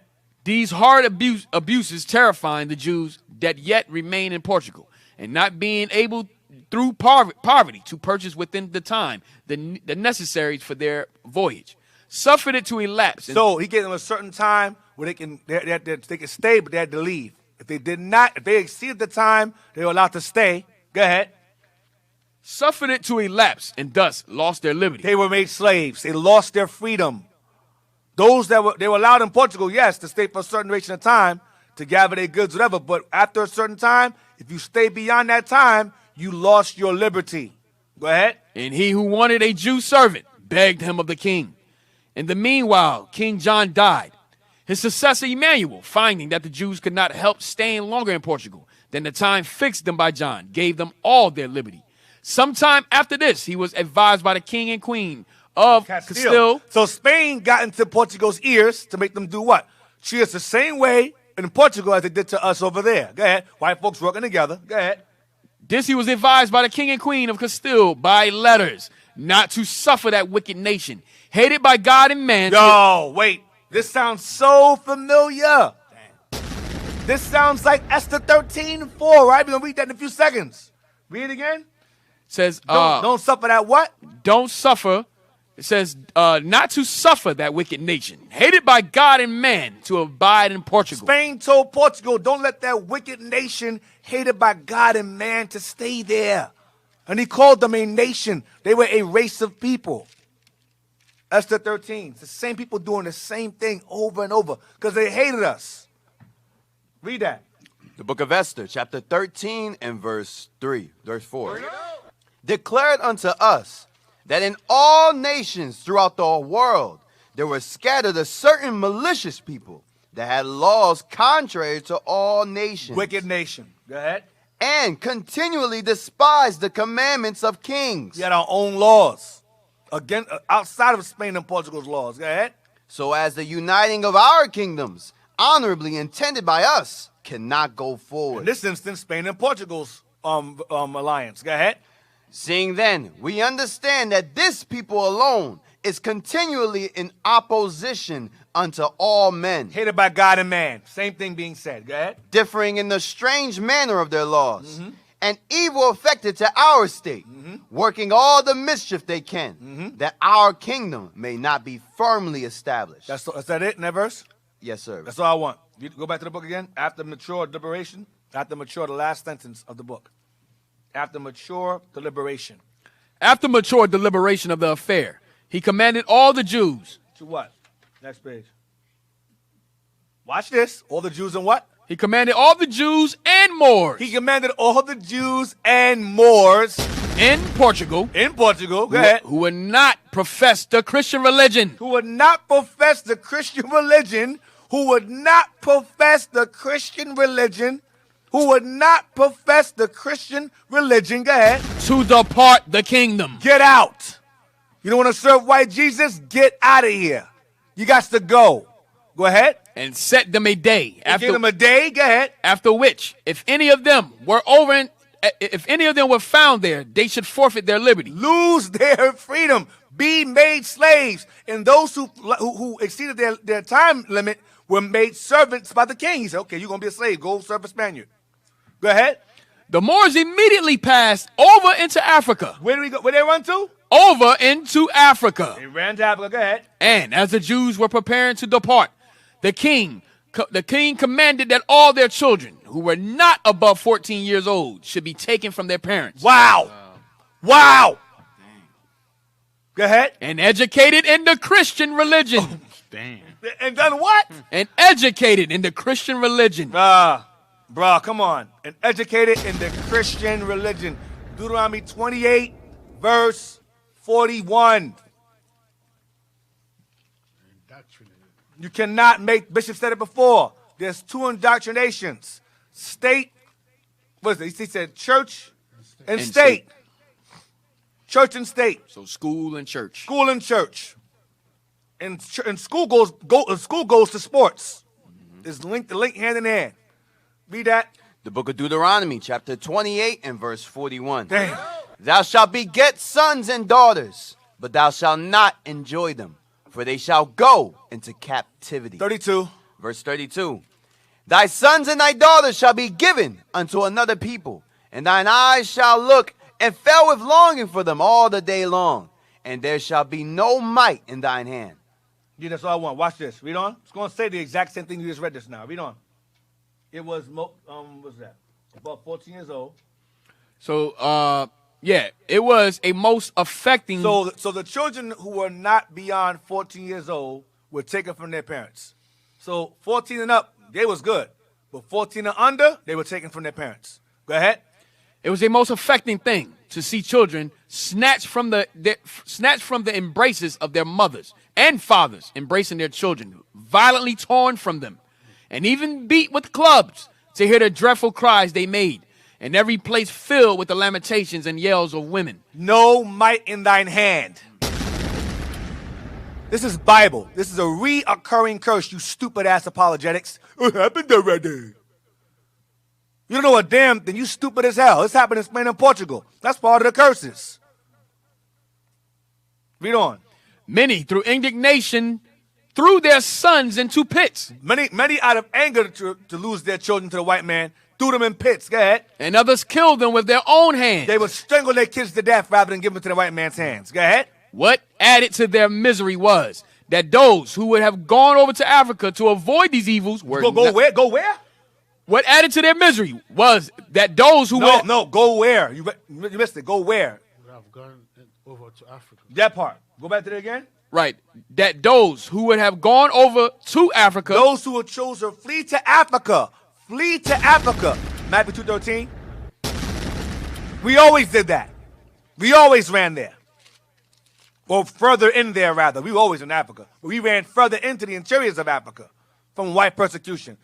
Christ's parents did the same thing. Read that. The book of Matthew, chapter 2 and verse 13. The Messiah's parents fled from the same people or same race into the same landmass. Read. And when they were departed, behold, the angel of the Lord appeared to Joseph. The angel told a couple to do what? In a dream, saying, arise and take the young child and his mother. And flee where? And flee into Egypt. Flee into Africa. Flee into Africa. Israel did the same exact thing over. That's why there's dozens of colonies and areas and settlements where Israel was prior to the transatlantic and trans-Saharan slave trade. We always fled there. We had family there. They didn't run there just for fun. Let's just run there randomly. They were trying to run to their family out there. Read. And be thou there until I bring thee word. And then be thou there until I tell you to return. Go ahead, Jess. Go ahead. What added to their misery was that those who would have gone over to Africa, those who would have, they didn't make it. Go ahead. To avoid these evils. To avoid the evils, they fled into Africa. Read. Were not suffered. For the king deferred giving them the liberty of sailing day after day. And all so what he did was, when those who were trying to escape, who had time to leave, he would buy the time, waste time. Nah, stay. So their time would go by. So they say their time would run out. He did it on purpose, so they couldn't leave. Those who couldn't leave or went past their time were made as slaves. So what they did was, okay, now you can stay longer. You're good. I'll extend your time, but it wasn't extended. That was deliberate. Read on. And although at first he assigned them 3 ports where they might go on board. So he assigned us 3 ports so we can get on board. Go ahead. He afterwards forbid their selling. See? Go ahead. From any other but that of Lisbon. This brought a vast number of the Jews to that city. But in the meanwhile, the appointed day was past. See, the appointed day is past. Go ahead. So that such of them as could not get off were necessarily made slaves. Wow. Most of them, being overcome with these calamities, chose rather, either sincerely or feignedly, falsely, to make profession of Christianity. Yes. They say, okay, I'm Christian. Or they faked it. Go ahead. Than to live in such miseries and being baptized, recover their liberty and children. So in being baptized, they were given back what? Their children and their liberty. And when they're baptized, what they're baptized with? New names. Christian names, Spaniard names. Yeah, Spaniard names. Damn. Yeah, read on. Like Antonio. Antonio, all that. What's it called? Tony something? It reminds me of everything that happened over this side of the earth. Same thing on this side of the world. Same thing on this side of the world. Go ahead. No violence, however, was offered to the Moors, lest the Saracens in Asia and Africa should make reprisals on the Christians in those countries. The Papists usually ascribe this action of the kings to a pious mind and his zeal to propagate the Christian religion and provide for the salvation of children, and yet in the meanwhile condemned it as wicked and unjust and contrary to the laws and constitutions of the gospel. See? So we were contrary to the laws, the Constitution. That's what Haman said in Esther. These guys are contrary to all men. Same thing. Now, get page 131. 131.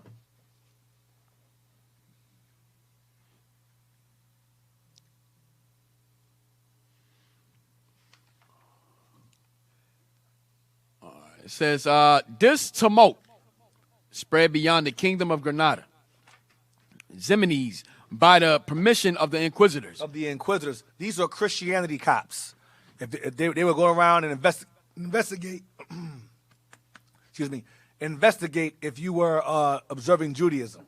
Go ahead. And if you were tortured and arrested or sold into slavery.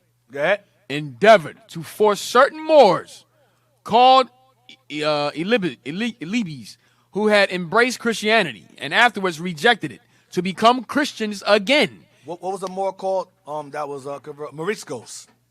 Moors that converted to Christianity were called Moriscos. Or Elebes. Go ahead.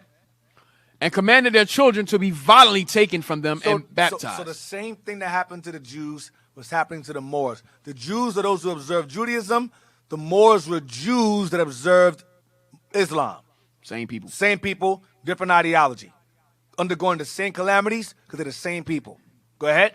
This was the beginning of troubles, which afterwards... What? This was the beginning of troubles. Sorrows. Go ahead. Which afterwards grew to such an height that the Moors formed a conspiracy and rebelled in many places. But as their forces were inferior to the Spaniards, they were subdued and forced to turn Christians. The king granted that as many as would should go over to Africa, and provide them with ships to transport them at the port of Astopa, demanding from everyone that went over 10 pieces of gold only as the price of their liberty. They who would not leave their country, he ordered to become sincere Christians. Thus, agreement being made, many went into Africa. Many went where? Into Africa. Go ahead.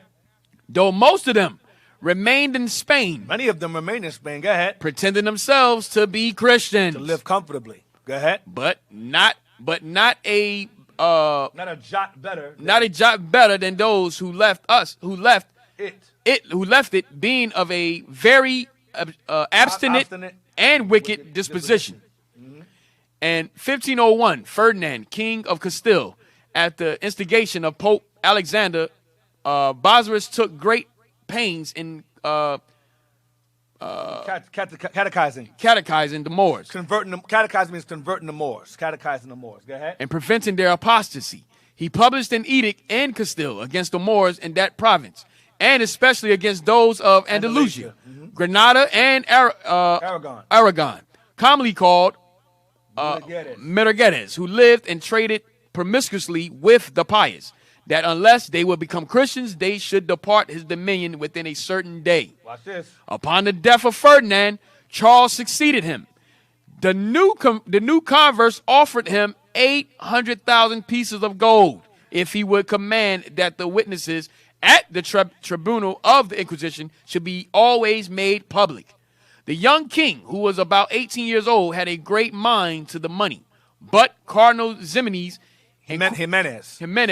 Inquisitor General, showed him. So he wanted the money. If you guys give me money, you can stay. But this Pope, the church leader said what? Read. Showed him the great danger of such a method, and that the church would receive great injury by it.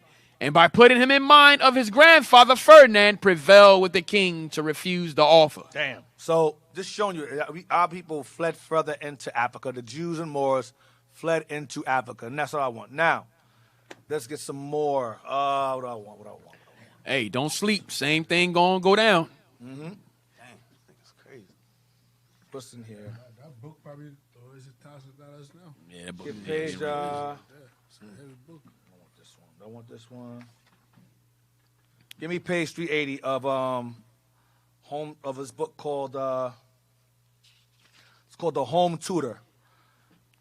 Page 380.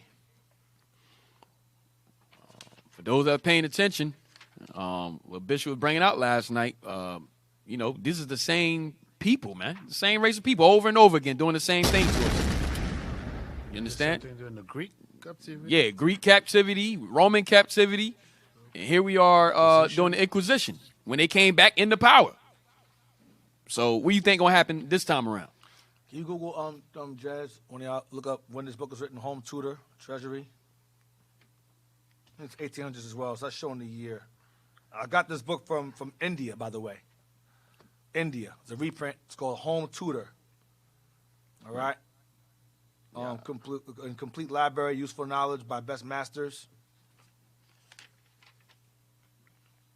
Trying to find the year really fast on.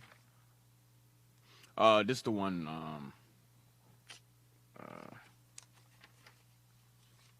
This is Wide Eyes Only as well, but it's not showing the years. It's very old. I can tell by the print. Part 1. Wide Eyes Only.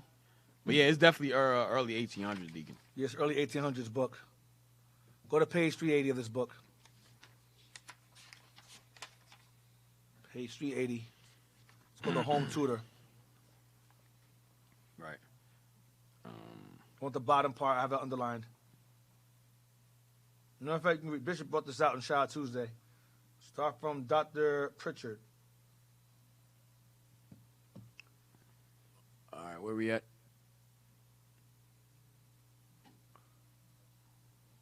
Dr. Pritchard enumerates a great number of instances of individuals with yellow hair and fair skin, amongst tribes with dark hair and skin. Amongst tribes with dark hair and skin, go ahead. And in the temperate regions of Asia, whole tribes evidently descended from dark-colored races, presented the light color. So you had some who were originally dark, but then they got lighter. Go ahead, read on. The Jews, as we shall have occasion to see, were originally. Were what? Originally. What? Originally. Originally. Undoubtedly. Undoubtedly. A dark-skinned and woolly-haired race. Oh, boy. Debunk that. Early I don't need 1800s. anything else. I don't need anything else from that. Get me the other book's book. Yeah, I'll drop the mic on that one. Barrington's Physical Geography by M.H. Newman. This book was written in 1850. White eyes only. 1850, a treatise of physical geography, page 297. Oh, yeah.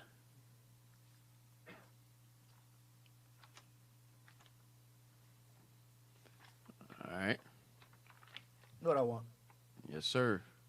Says, thus, the Jews are a people who have ever, according to the prophecy, dwelt alone, without intermixing with the nations. There were instances where Israel stayed homogeneous, the term is called, or is it endogamous? No, look, it's homogeneous. Homogeneous, where we stay to ourselves. Go ahead. Intermixing with the nations to this day. Now, this separate race. Give me Leviticus real quick. Leviticus, what is it? Stay separate. Is it 20 verse 25? Leviticus 20, verse 24 and 26, I think it is. Separate. Why do they stay separate? Verse 26. Yeah, it's 24 also, right? It says separate, once it's severed. Severed. 26. 24 then. Read verse 24 too? Yes. Okay. 26. Yes, sir. Leviticus chapter 20 and verse 24. But I have said unto you, ye shall inherit their land, and I will give it unto you to possess it, a land that floweth with milk and honey. Come on. I am the Lord your God, which have separated you from other people. 26. Verse 26. And ye shall be holy unto me, for I, the Lord, am holy. And I have severed you from other people. Separated you from other people. Go ahead. That ye should be mine. Separate. Go back to that again. Now, this separate race. The separate race, because God made us separate. Our laws separate from everybody else. Go ahead. All descended from brown ancestors. All descend from who? Brown ancestors. Which ones? Abraham, Isaac, and Jacob must have been as dark as Mar Yohanan, if not darker. They were black. Abraham, Isaac, and Jacob were black. Go ahead. Exhibit every shade of color from the black Jews of Malabar, of whom we have such an interesting account by Dr. Claudius Buchanan, to the rose and lily complexion of the Jewesses on the banks of the Elbe. Go ahead. We need go no further than the Jews of southern Spain. The Jews of what? Southern Spain. Remember we read earlier about those who stayed, who chose to convert to Christianity to live their lives comfortably in Spain in terrible conditions, either falsely or sincerely. Some of us stayed there. Read again. We need what? We need go no further than the Jews of southern Spain. Now remember, what we read earlier took place around 1492. This book was published in 1850, but of course it took a while to compile it. So we're talking about 1830s or so. So that's not too far after that.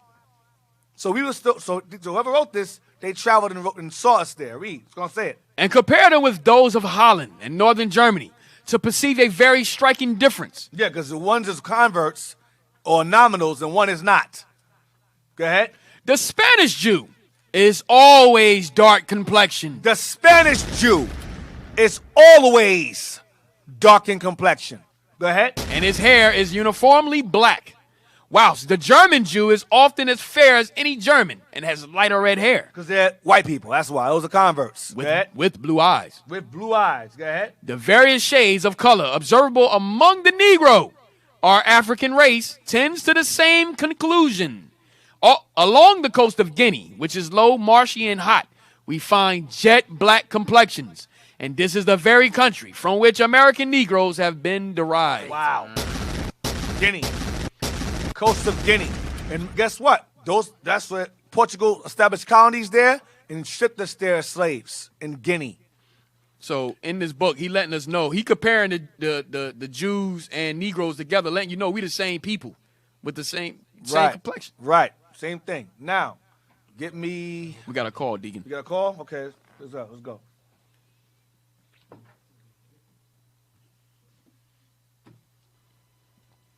Hello. Shalom, caller. Shalom. Can y'all hear me? Yes, sir. Shalom. Welcome to the show. What's your name? Where you calling from? Shalom, Most High encourage the best. I'm calling from San Antonio, Texas. Hey, Shalom, bro. What's your name? My name's Elijah. Hey, Elijah. Shalom. Most High encourage the best. Welcome to the show. Yes, sir. Thank you for having me. I only had 2 questions. Sure. One was in reference to the navigators that had come over with Columbus who were able to speak Hebrew. Mm-hmm. Were they converts? Some. Like the Jewish people in the land, or were they us? Somewhere. Luis de Torres was us, but it doesn't really tell you. But they were converts of them that were on the ship. You had Latinos, which was our people, which were like Spanish-speaking Jews that were made slaves or servants and so forth. You had black conquistadors that were pretty much coons that were used to fight against our brothers on this side of the world. And then you had converts as well. But it's not really a book that gives differentiation of the two. But you read about Moranos. So the Moranos in the ship, that was us. You read about them. And you do have converts. But you can't. It's kind of hard to differentiate, because I know I have one book called the Black Atlas, where it mentions that Columbus had black people on his ship. So, you got to sift and kind of find out. Yeah, discern, right? So, but they were converts. Okay, and then my second question was on something you had mentioned earlier about the term "ready." So, I know you had mentioned that it might mean something else, meaning brown. But then, so basically, my question is, in Genesis 25:25, it refers to Esau as red. Yeah. In the underlying Hebrew, it says Admoni. Right. But then also in 1 Samuel, it calls David the same thing. Correct. In 1 Samuel 16 and I believe 17 are the chapters. Right. And they also. So why does it refer to them both? They also allude to Admon. I'm sorry. They also allude to that Admoni as Adam too. That's that Yiddish. That's that false Hebrew. They made all those words the same meaning. Ruddy, red, and Adam. They all mean the same in the so-called Hebrew today, which is false. Adam means of the ground. Okay. So they deliberately made it where, like the bishop said in last night's class, the conspiracy goes back in terms of the language, because the language ties them back to saying David was red like us, Adam was red like us. That's what they did. But when you research the word ruddy in its original form, it meant a high level of health in your complexion. In the instance of our people, it meant a healthy, dark complexion. Matter of fact, I'll give you an example. Real quick, give me Bible Hub and type in ruddy. I'm going to give you an example. I'm going to show you the different translations to give you an example how they know. Watch this. Bible Hub, real quick, 1 Samuel 16:12. Watch this. This to let you know that they know what the word ruddy actually meant originally. When that Yiddish garbage changed it. Go down, 16:12, 1 Samuel 16:12. I want that there you go. Now, go down to the different versions. Can you make it one side? Just make it one side. Move that out the way to the right, the context out Now, here we go. New NIV says, let's see, was glowing with health and had a fine appearance. So where's ruddy in there? Right. That's glowing with health. That's what ruddy means. Go to the next one. NLT was dark and handsome. Where's ruddy in that? Where's ruddy in there? Damn. It's dark. Yeah, that's a bomb. You see what I'm saying? You see what I'm saying? Let's go there. Dark and handsome. Next one. Ruddy with beautiful eyes and handsome. Okay, go down. Beautiful eyes. Brought him in handsome. Go ahead, go down. Ruddy and what a beautiful countenance. Go down. Ruddy, bright eyes. Go down. Reddish, they're playing games. Beautiful, reddish. Go down. Ruddy with beautiful eyes. Go down. Ruddy again. Ruddy complexion. Okay, go down. And a healthy, handsome appearance. So they'll go down to the next one. A healthy, handsome appearance. Healthy. It goes back to your health. Get Lamentations 4. Lamentations 4 verse 7. Go down some more. Read them all. He gets that. So- Go down. Go ahead, brother. I'm sorry. So Go ahead. basically, it seems like it's denoting like vigor. Yes. Or like youth. Yes. youthful It means appearance. a healthy, fresh complexion, healthy, and high health. You got something? Deacon, after you done, can I With the Coverdale joint? Yeah. Get that. Yeah, get the old dictionary, the old Bible translation. Read what it says there. Read that. Right. So these are old Bibles in the 1300s, 1500s. That Right. all right. So Because during King James' time, ruddy meant brown, healthy brown. So they put ruddy there because in their time it was common knowledge that ruddy meant brown and healthy. That's what it meant. Yeah, read that. So let me go down to the Cloverdale. Let me do the 1531 Tyndale Bible. It says, and he sent and brought him in. Now he was ruddy, withal of a beautiful countenance and goodly to look to. And the Lord said, arise, anoint him, for this is he. Now 1535 Cloverdale Bible. Then sent he and caused him he brought. And he was well colored, with fair eyes and of a beautiful countenance. Well colored, because colored at the time meant colored as we know it. Brown is the same thing. Colored. And the last two say brown. The last two say go to the next. Go to the last. Go to the other two. Go to the other two. Right. 1537 the Matthew Bible. I actually have this one. And he sent and brought him in, and he was a brown with goodly eyes and well favored in sight. Go down to the next one. Yeah, they're done. Yeah, they're done. And he was what? It said 1539 Great Bible. And he sent and brought him in, and he was brown and of an excellent beauty. So it's ruddy meant brown, healthy brown complexion. That's what it meant originally. Dub and rud meant the same thing. Dub, rud, swarthy, olive, or tawny, copper colored, it all meant the same thing. And so that Hebrew that Ben Yehuda came with made ruddy mean red, and Adam and ruddy all together. That's what it meant before. And they know that back in old time. This is brown there. Ruddy and brown were synonymous. David was black. David was black, yes. All right. Hey, Deacon, you see the one that Yes, said sir. reddish. That was the only questions I had. All praises. Well, you asked a good question, man. So your question brought about answers people may have questions people may have had as well. So all praises for that. Thank you. Thank you. All praises. All right. Hey, Deacon, if you see the one that said reddish, on top it was the Shalom. New American Version. Right. Every other Shalom, every other one didn't say that. Yeah, it says the New American Version. Right. So again, going back to the point again, ruddy meant what was before? We wrote this before. Yes, sir. Way Back in the we're going. But so those who try to contest, oh, David was ruddy. He was brown. Yeah, that's what it means. What you got there? Anything else you got there? Are we gonna move That's on? it. That's it. D. You move on. Give me Lamentations 4 and 7. The book of Lamentations, chapter 4 and verse 7. Yeah. Her Nazarites were purer than snow. This is before the siege of Babylon, and there's the after is verse 8. They were whiter than milk. Help me, they were pure. Go ahead. They were more ruddy in body than rubies. They were more what? More ruddy in body than rubies. Healthy in body than rubies. Precious. Your bodies are healthy. Precious. Go ahead.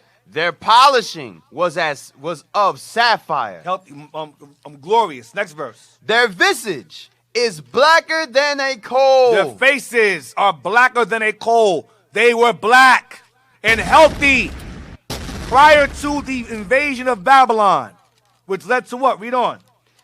They were not known in the streets. Their skin cleaveth to their bones. It is withered. It is become like a stick. Famine. That is the aftermath of verse 7. Black faces, dark as hell, and down to the bone. Skinny. Text. What we got? Text. It says, Shalom, brothers, Jabaz, New Jersey. I Googled ruddy animals, images, and all were brown like mahogany. Yes. If you type in ruddy people in Google, it shows brown animals and brown people. It's like one white guy, one. Hey, D. If that. The number for blacker on Lamentation says darker than blackness. What is it? What happened? Whoa. Number 8. It said their visage is blacker than coal. The number says darker than blackness. Damn. Where's that at? Yeah, number 8. If you have Cambridge Bible, Yeah. the word blacker, Yep. it says darker than blackness. Come on, man. Their face is darker than blackness. It was black, jet black. Because I believe that during a famine, it's called it's a term. When for your skin, it gets extra dark when it's famine. It's called it's a word. Huh? Hyperpigmentation. Hyperpigmentation. When you go through a famine, black folks get darker based upon hyperpigmentation during famine. Or if you're light, you get lighter. Like a plant, if it's deprived of water, it's light, it gets lighter. If you're dark, you get darker due to deprivation. So they got darker because of deprivation. No white guy turned to a nigga because he's hungry. You stupid ass apologetics. Yeah, the white guy was so hungry, he looked like Wesley Snipes. Shut up. Where we at? Damn, that's heavy right there. Darker than black. Darker than blackness. Where we at? I'm so excited. I'm losing track of time. All right, so you read black, what he had race. Oh, get me censoring racial ridicule. Page 33, which coincides with the home tutor. All right? This is called Censoring Racial Ridicule, Irish, Jewish, and African American Struggles Over Race and Representation, 1890 to 1930 by M. Allison Kibler. Page 33.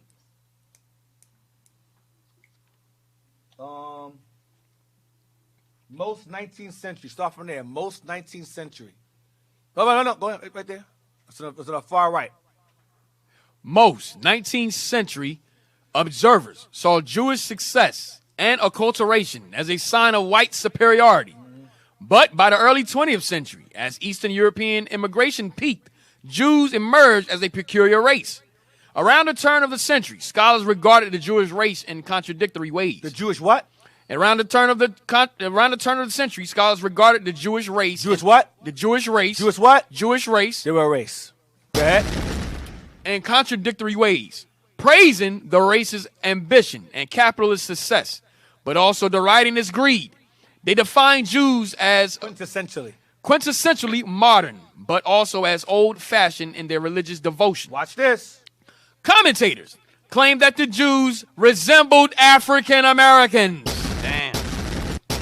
Oh, hold on. Because of their swarthy skin tone and inappropriate sexual drive. Jews are very, very fruitful.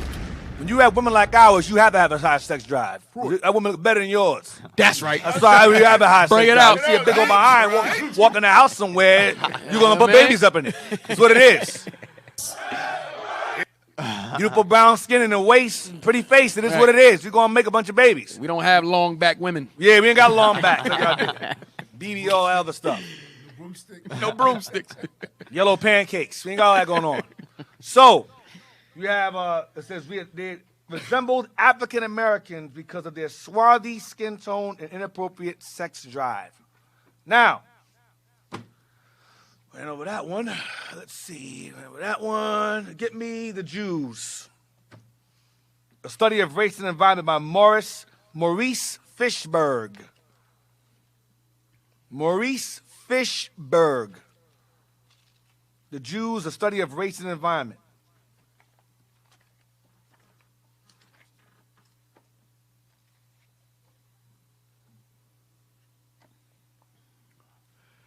That's the cover of the book right there. This is That's 1911. Yeah, it's pretty good. 1911. The year, right? Yes, sir. Yeah, it's good. Let's go.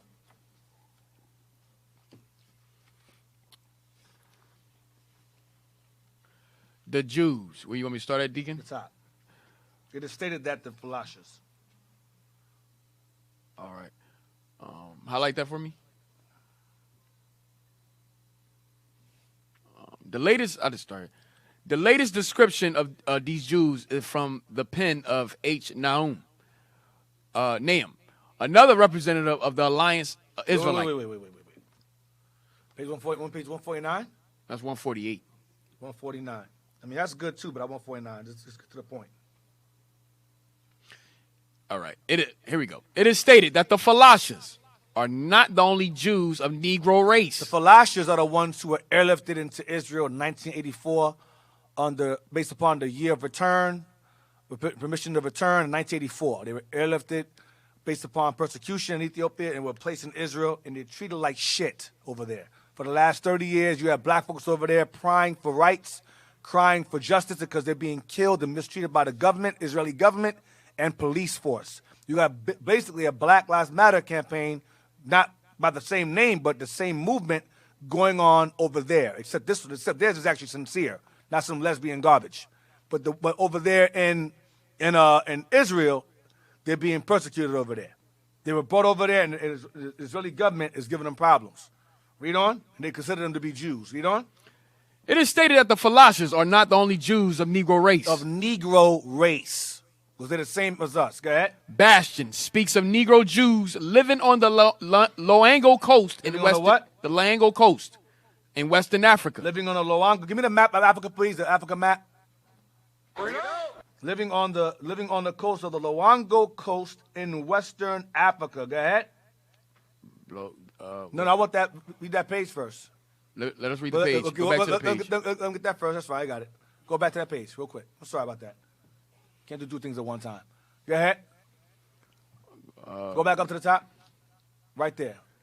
We don't think. Read it again. The Jews of Bastion speaks. Right. Bastion speaks of Negro Jews living on the Loango coast in Western Africa. He speaks of Negro Jews living on the coast of Loango. Coast of West Africa. Go ahead. They are called what? They're Mavambo or Judeos. They are called Mavambo or Judeos. Judeos, Go to the map.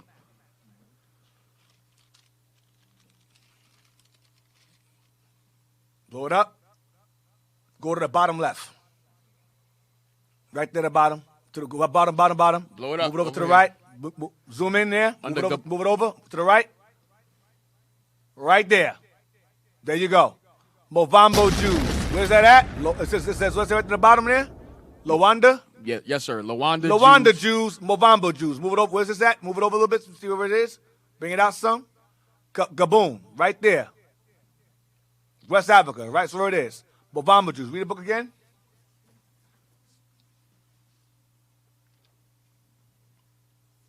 What's the name? What's his? Was he Issachar? Jasper Yanga. Jasper Yanga. He was from Gaboon. Yes, Jasper Yanga. Gaboon. Go ahead. They are called the what? They are called their Muvambo or Judeos. They are, on the whole, a fair-looking race. In this instance, it means they're good-looking. Go ahead. Says Bastion.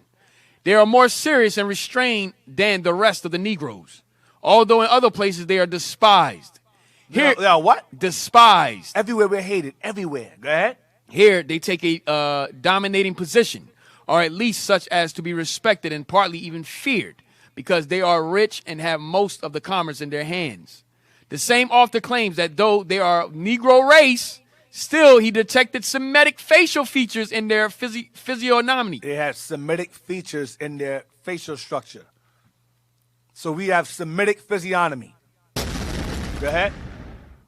Even in Madagascar, a traveler has discovered Jews. They're black there too. Go ahead. Sebree mentions that in Mbofino, on the east coast of that island, he met natives who called themselves Zafi, Ibrahim, or descendants of Abraham,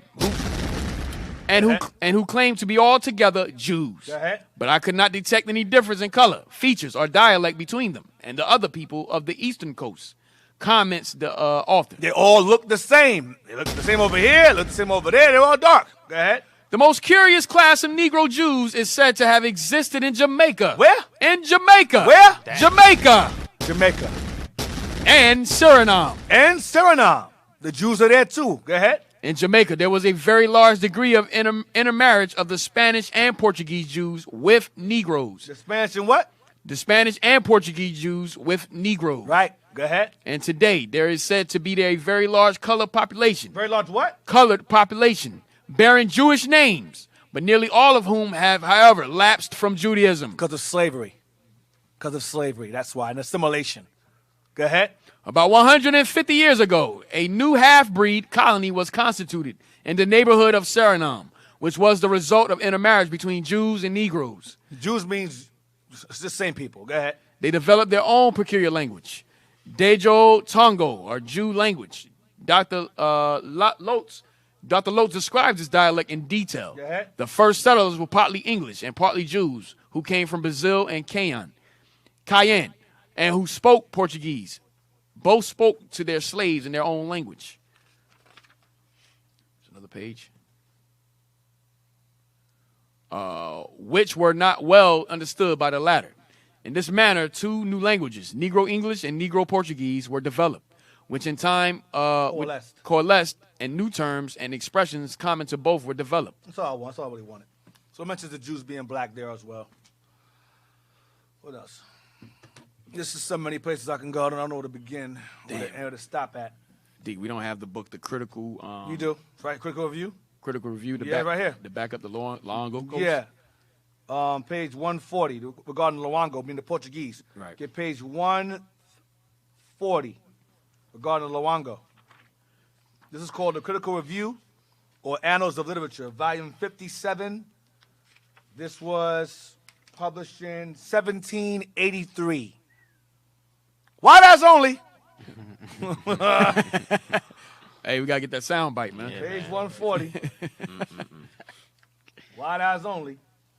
Page 140 and 141. All right. Regarding the Portuguese Jews. Says the first rivals. The reason why it says Negroes, the Portuguese Jews, because the Portuguese Jews are basically Jews that spoke Portuguese and observed the Judaism, and Negroes pretty much were not. Did not do so. Go ahead. The first rivals of the Arabs for the slaving trade were the Portuguese since 1445. Portuguese were rivaling the Arabs in the slave trade because the Arabs had the trans-Saharan slave trade going on, and then the Portuguese and them were in competition of selling slaves, eventually coming together and establishing, along with the Muslim Hamites, got together and sold us creating the transatlantic slave trade. Go ahead. Whose preceding voyages were made merely in a continuation of the war against the Arabs, whom King Alfonso III had expelled from his dominions. The kidnapping pursuits of the Portuguese were favored by the papal donation of the new discovered countries, till Prince Henry, who meant to improve the discovery in Africa to other purposes than merely for the extirpation of Mohammedanism, forbade the kidnapping to his navigators. Here we go. Pope Nicholas V. Pope Nicholas V. He's the guy that passed the Edict of Dum Diversis and Romanus Pontifex, which is edicts that were passed to establish and solidify the enslavement of our people and bringing them to this side of the world. And that same Inquisition was then brought to this side of the world, including the Native Americans as well, being enslaved and Christianized or catamized, whatever. Go ahead. Pope Nicholas V in that famous bull by which he granted the unknown world to the Portuguese and Spaniards, expressly permitted and ordered the Christians to reduce all infidels into slavery. Moors and Jews. Go ahead. An order zealously executed by both these nations. In the meanwhile, the Portuguese were advancing nearer and nearer to the countries abounding in gold and discovered, in the progress of their navigation, many useful and valuable articles of trade. That of pepper, now found by them. Jump down to verse, page 141. Yeah, I think so the Christian church is responsible for the slave trade. Go to page 141. King John II. He's referred to as King John or King Jao, J-A-O, same person. Go ahead. King John II in 1492 expelled all Jews to the island of St. Thomas. He expelled all Jews to the island of what? St. Thomas. Go ahead. Which had been discovered in 1471, and to other Portuguese settlements on the continent of Africa. And from these banished Jews, the black Portuguese, as they are called, and the Jews in Luongo. Where? In Luongo. That's in the last book. In Luongo. Go ahead. Who are despised, even by the very Negroes, are descended. So, again, the Jews of Luongo, from which the Negroes derive from, were all the same exact people. Oh, hold on. Is there more? Read on. By these colonists, St. Thomas soon became a considerable place of trade and valuable for its sugar plantations. Wow. Go ahead. 30 years after their settlement, not less than 156,000 robes of 30 pounds weight each of sugar were exported. And the engines of 60 sugar works. No, arrobas. Arrobas. Or 30 pounds of weight each of sugar. Go ahead. Of sugar were exported, and the engines of 60 sugar works turned by slaves. These Negroes were purchased in Guinea. That's it. They're purchased where? These Negroes were purchased in Guinea. Remember the other book mentioned Guinea also. These Negroes were purchased in Guinea. Go ahead. Congo. Congo. And Mana Congo. Go ahead. And the colonists had plantations furnished with from 150 to 3,000 Negro slaves. These are all Jews. You say something, Jess? Right. Now, we came in first, but there's another book that says when the so-called Jews came in and they took over those plantations and they made us slaves over there. Yeah, we'll get to that as well, Lord's will, next week, regarding how the Khazars is in Spain. In your books, by the way, we got stuff for you. We got stuff for y'all. Regarding the Khazars that pretty much got into Spain and were taught in the schools of the Jews in Spain, and were pretty much involved and became Sephardics. We got the books, and they're written by they're published in the Library of Hebrew Union College.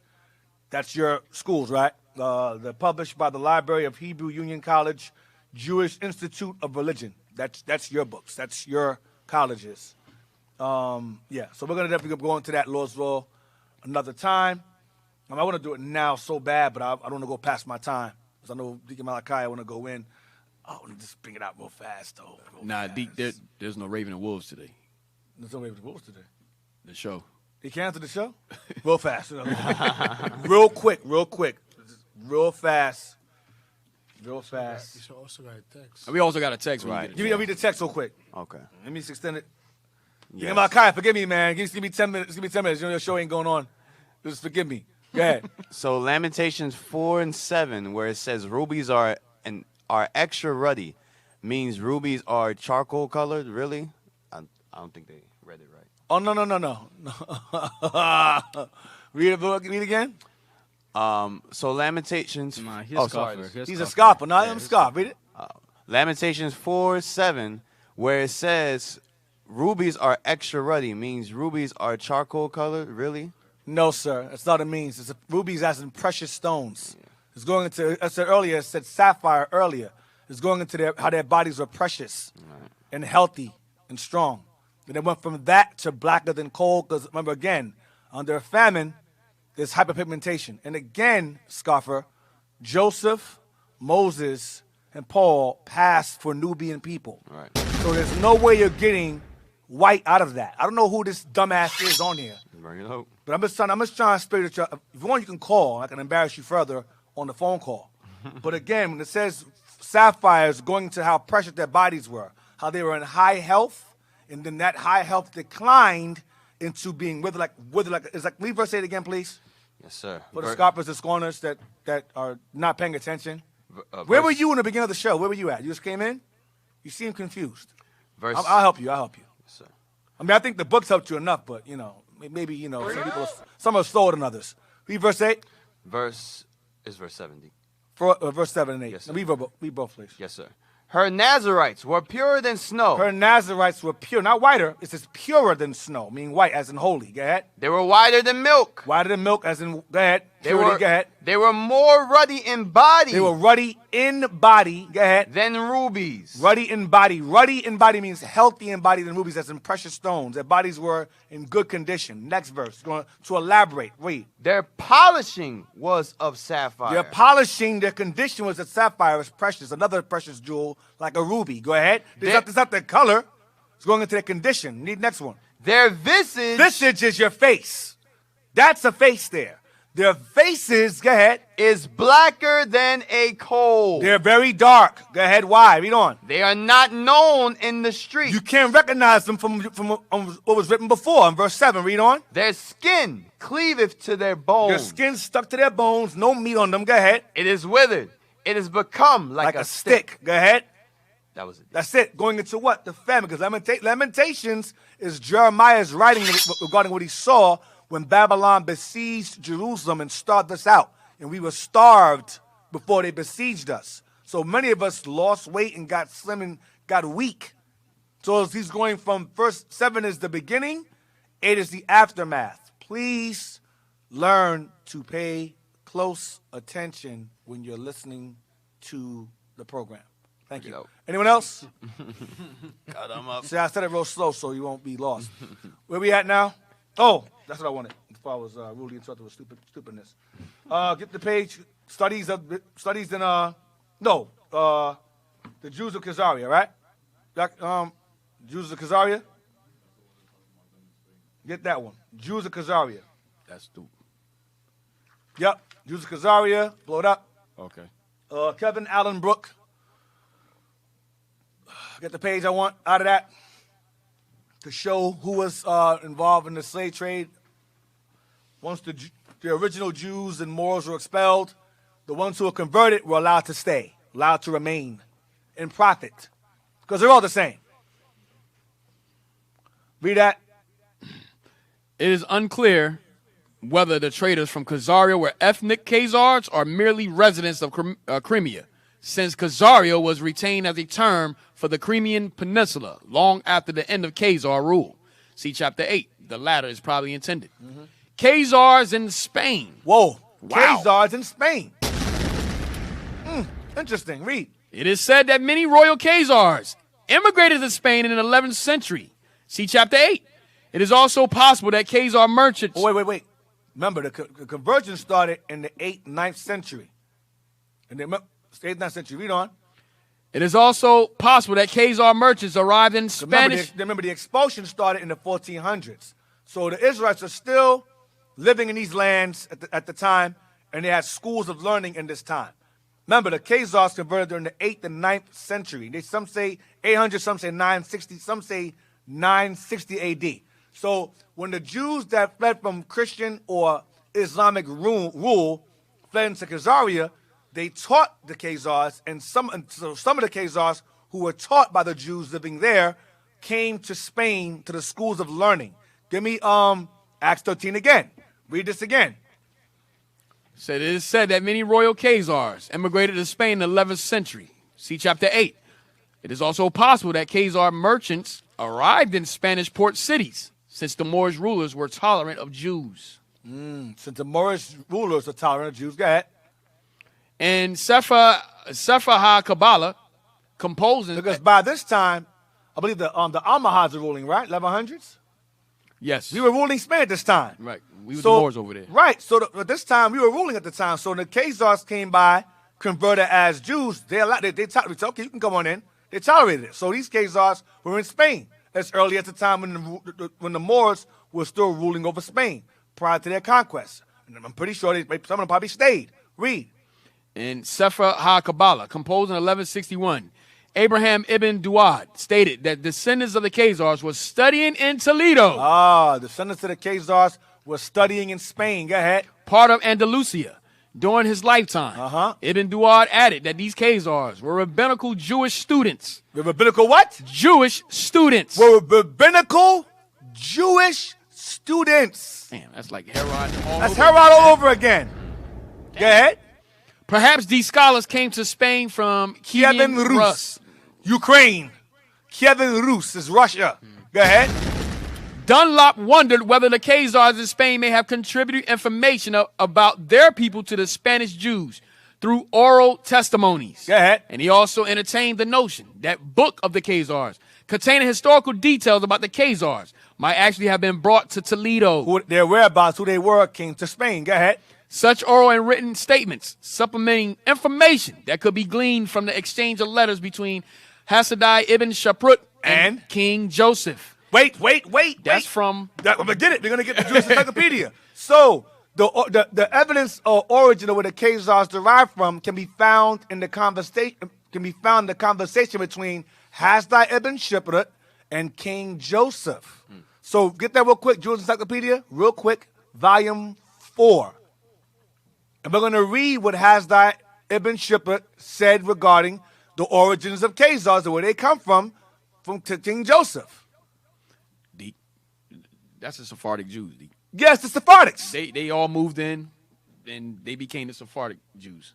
That's who that is. That's Sephardics. Now we know where they came from. Now we know where they came from.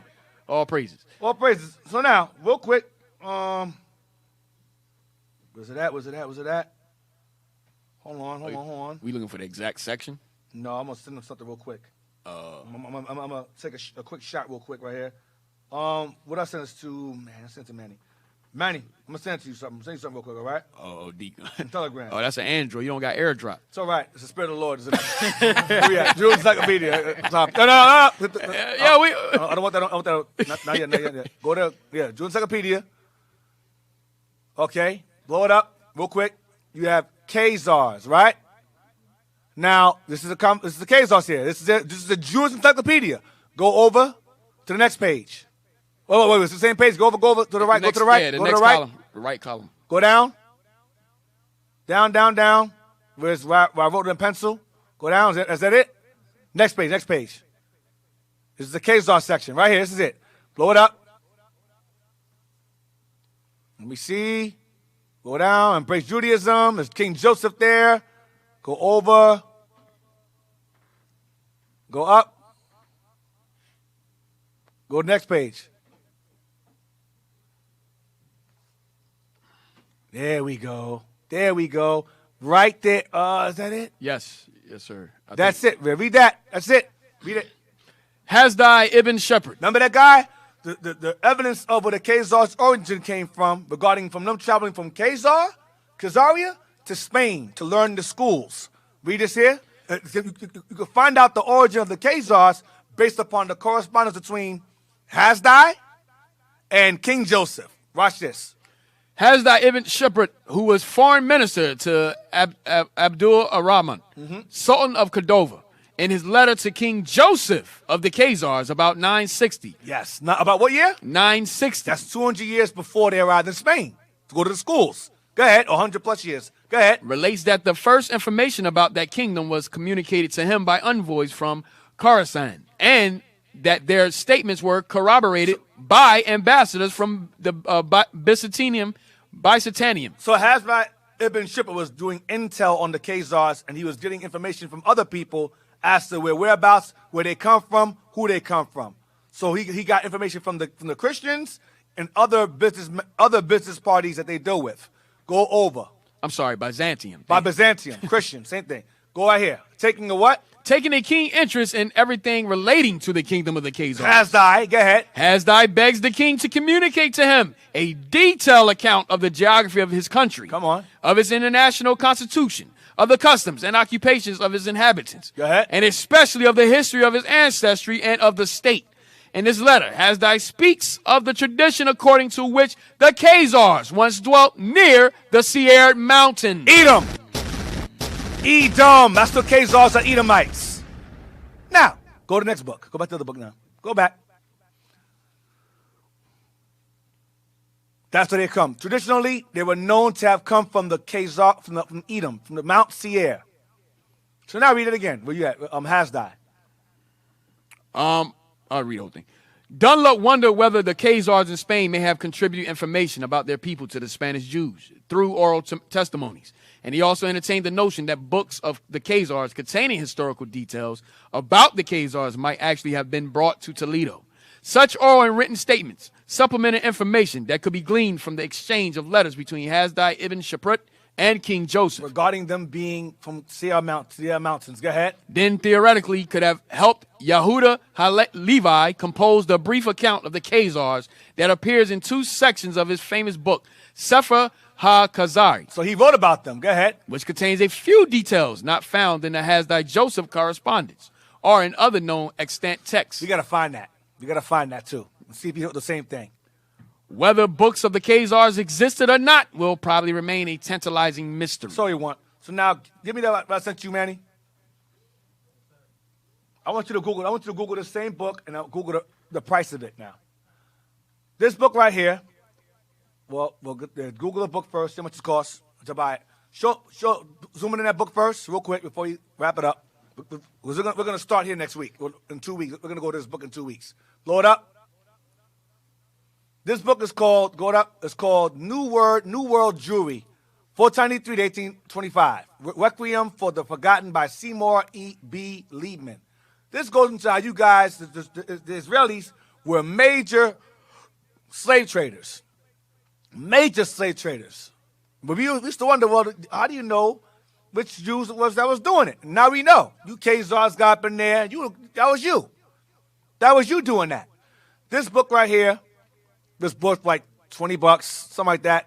Now, go to it now. Google it now. How much is it worth? Damn. Blow it up. Let's see how much it costs. How much this book costs? Blow it up. Amazon. Come on. And that's everywhere. I looked. It's everywhere. Same price. Blow it up. Come on. It don't matter where you go. It's going to be the same price. Blow it up. Blow it up. Blow it up. Blow it up. Blow it up. See it right there. That's Amazon. How much it costs? $2,950. Why? Why?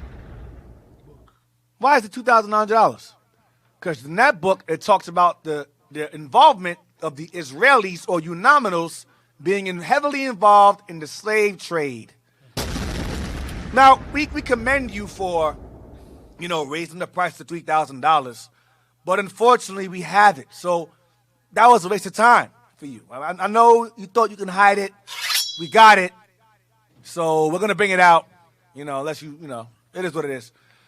So Lord's will, look for Lord's will, in a couple of weeks, Lord's will, we'll see y'all. We're going to start off with this book here, huh? You got something else? Text. What? Text. A text? All right, one more text. We're going to wrap it up. What's that? All right. It says, Shalom leadership. I just wanted y'all to know how much you're appreciated. I'm so proud and happy to have the leadership of my brothers. Keep bringing out the truth. All praise the Most High. The prophets are back on the earth. Most High Christ bless. That's all right. Praises, all praises. Anything else that was under that? That was it. Okay. Well, praise the Lord. So, that book, you made it $3,000 for whatever reason. It was worth $20.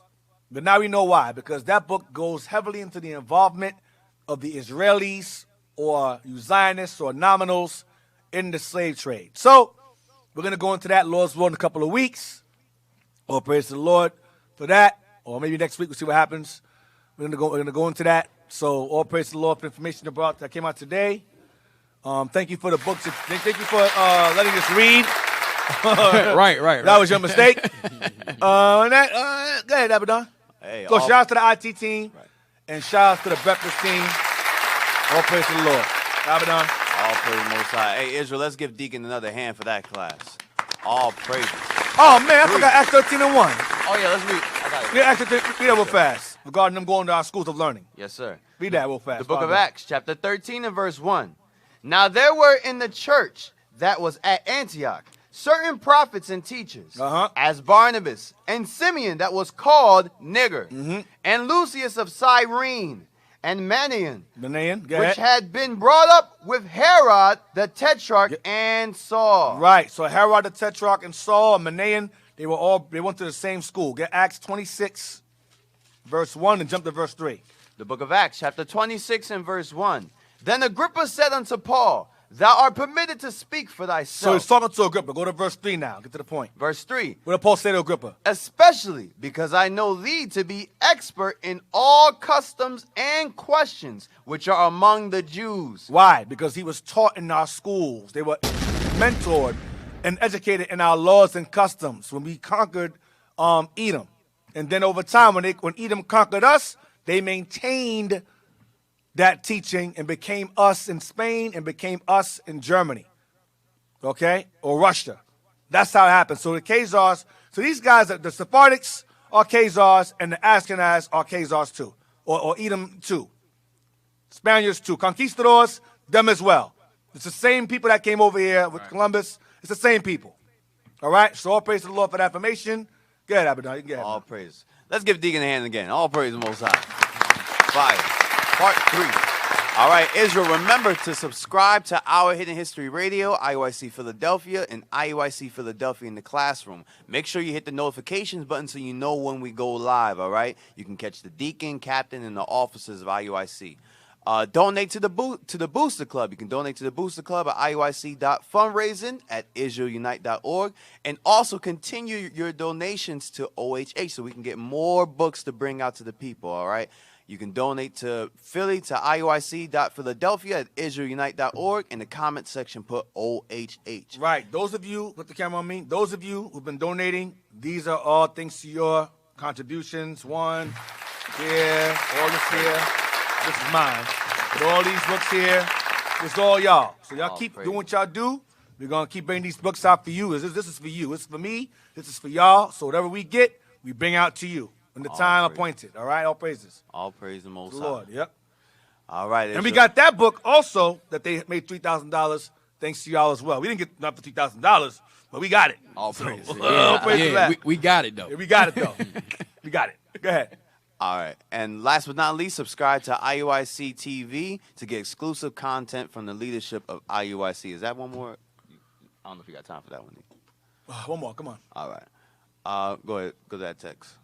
It says, Shalom leadership, Brother Shiloh from Arkansas. When ruled Japheth, Europe, from my understanding, we came and ruled over Japheth until Edom took over and became the Greeks. And later Romans today, you can see some Edom with dark complexion that had mixed with Japheth, who mixed with Shem. So does that mean that among some of those people are our people? We're everywhere, so I can't speak to that. We're everywhere. I can tell you that the most. It says, when what now? That's a lot. Yeah, it was. Ruled, Japheth ruled. The thing is that they ruled over Japheth until Edom took over and became the Greeks. Yeah. Right. Edom came after us, and we all mingled around. So Israel's everywhere. I can't speak definitively as to who is who, but I know Israel is mixed among everyone. So, yes, the answer to your question is yes. Israel's found there. Israel's all over the place. I went into this information regarding Jake and Japheth mingling around when I went into the Scythians, and I went into the Silures, right, with Arthur and them, and Caraticus. That's a mixture of those two. And then Edom came after, of course, when the kingdom of Israel split into two kingdoms. Edom gained power, and they migrated further northward, ended up in Italy, ended up in Spain. They broke off and they ended up into Russia and pretty much in Kiev or whatever, Kiev Rus, whatever, and migrated over there. So hopefully that answers your question. Hope that answered your question. Is that it? Yes, sir. All right, all praises to the Lord. Lord's will, we'll see y'all next week or two. We got some things going on next week that may cause class to not take place next week. It might be a rerun, but Lord's will, you guys should watch this video again next week. If you didn't watch it, or watch it again during the course of the week and kind of get, write the things down. After a while, this war is getting crazy. Esau going to start shutting our pages down. So y'all better make sure you got a terabyte of hard drive or something and start saving these videos and what do you call it? Organizing them, because after a while, this information is going to become forbidden. So be happy for the information you're getting now, because it may not be around that much longer. All right? So shalom. Most High in Christ bless. I enjoyed the class as much as hopefully y'all did. And I'll see y'all again. Shalom. Most High in Christ bless. Shalom. Most High in Christ bless. Searching for the road to the way back. We don't know our father's going way back. Do you know it? Do you know it? Oh, yeah. Oh, yeah, yeah, yeah, yeah. We the chosen people, you say no way.